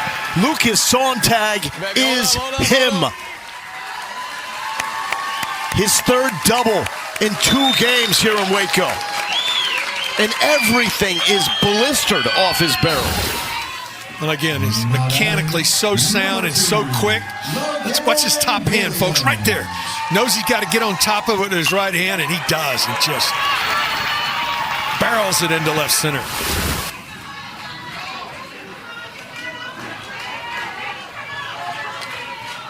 Here's Mr. Defense, Logan Williams, to his position at second. And Texas East still alive. Runners on the corner, 2 outs. Down by 5. One help to any young infielder. If you see a ball and you know that it's something that's going to be routine, attack it. Don't lay back on it. That allows the ball to play you instead of you playing the ball right there. If he comes and gets that, he comes and gets the hop. Game may be over. Is it time for a Brady bomb? Braden Carlisle wears it. Bases loaded. Nervous moments. His last out is like climbing Everest. Yeah, you bring that ball. You're good. Jackson Packer. And here comes Louisiana manager Scott Leday. Hey, relax. Just need out. Just need out here. You got it? They hit a grand slam. Guess what? We're still winning. Just need out here. Relax. Get out. Got it? All right. Come on. Let's go. You feel all right? Let's go. I love the response. All right. I got it. Yeah. I mean, it's nice to know when you're pitching this. Yeah, if he does hit this one and it lands in the trees, I still got a lead. That's why those 3 insurance runs were so vital in the top half of this inning. Uh-oh. Are we switching bats? Are we going to Wonder Boy here for Jackson Packard?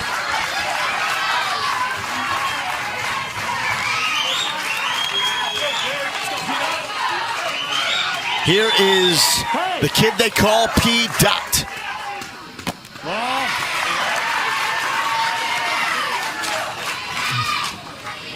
Hit a grand slam in sectionals to help Texas East get here. A charge to right. It's down. 3 runs are going to score. P. Dot delivers. We ain't done yet. Deanna and Steve, Jackson's parents, are going nuts. Number 13, Michael. Gets a fastball out over the plate. He had Wonder Boy with him, and he made it happen.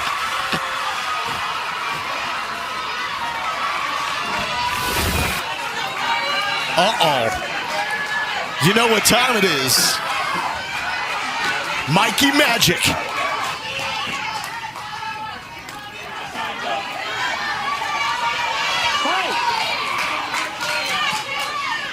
There's Mom Nikki.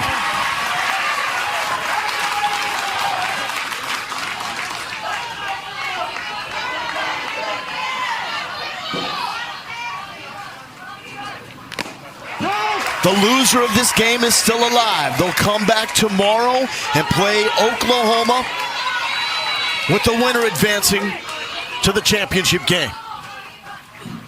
That's out. And here is Packard. P-Dot taking 3rd. Easy. Don't want to force the issue here. That run doesn't mean anything if you can't follow it with another.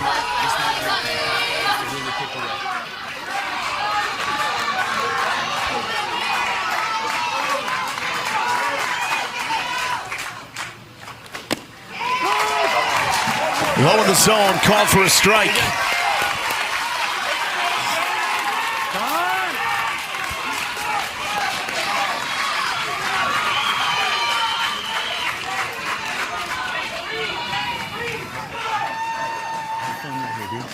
This is what it's all about, all right?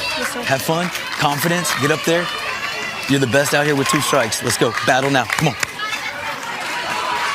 Absolutely love it. Mikey is described as a very emotional player, but he is in control of his emotions, calling that timeout to take that deep belly breath and recenter.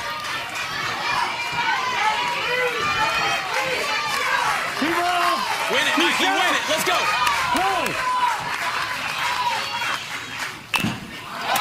Fights it off. Forward to first. East Bank is in the Southwest Regional Championship game for the first time since 2019. When that happened, they didn't just win here in Waco, they won it all in Williamsport. Well, they did a really nice job today. Got insurance run in the top of the inning and have worked their way into the championship game. Texas East, the boys from Lamar Little League still alive. They'll come back tomorrow and play an Oklahoma team coming off an amazing comeback win in extras against Texas West. East Bank to the championship game. For Keith Moreland, I'm Lola Galindo. Thank you so much for watching the Southwest Regional.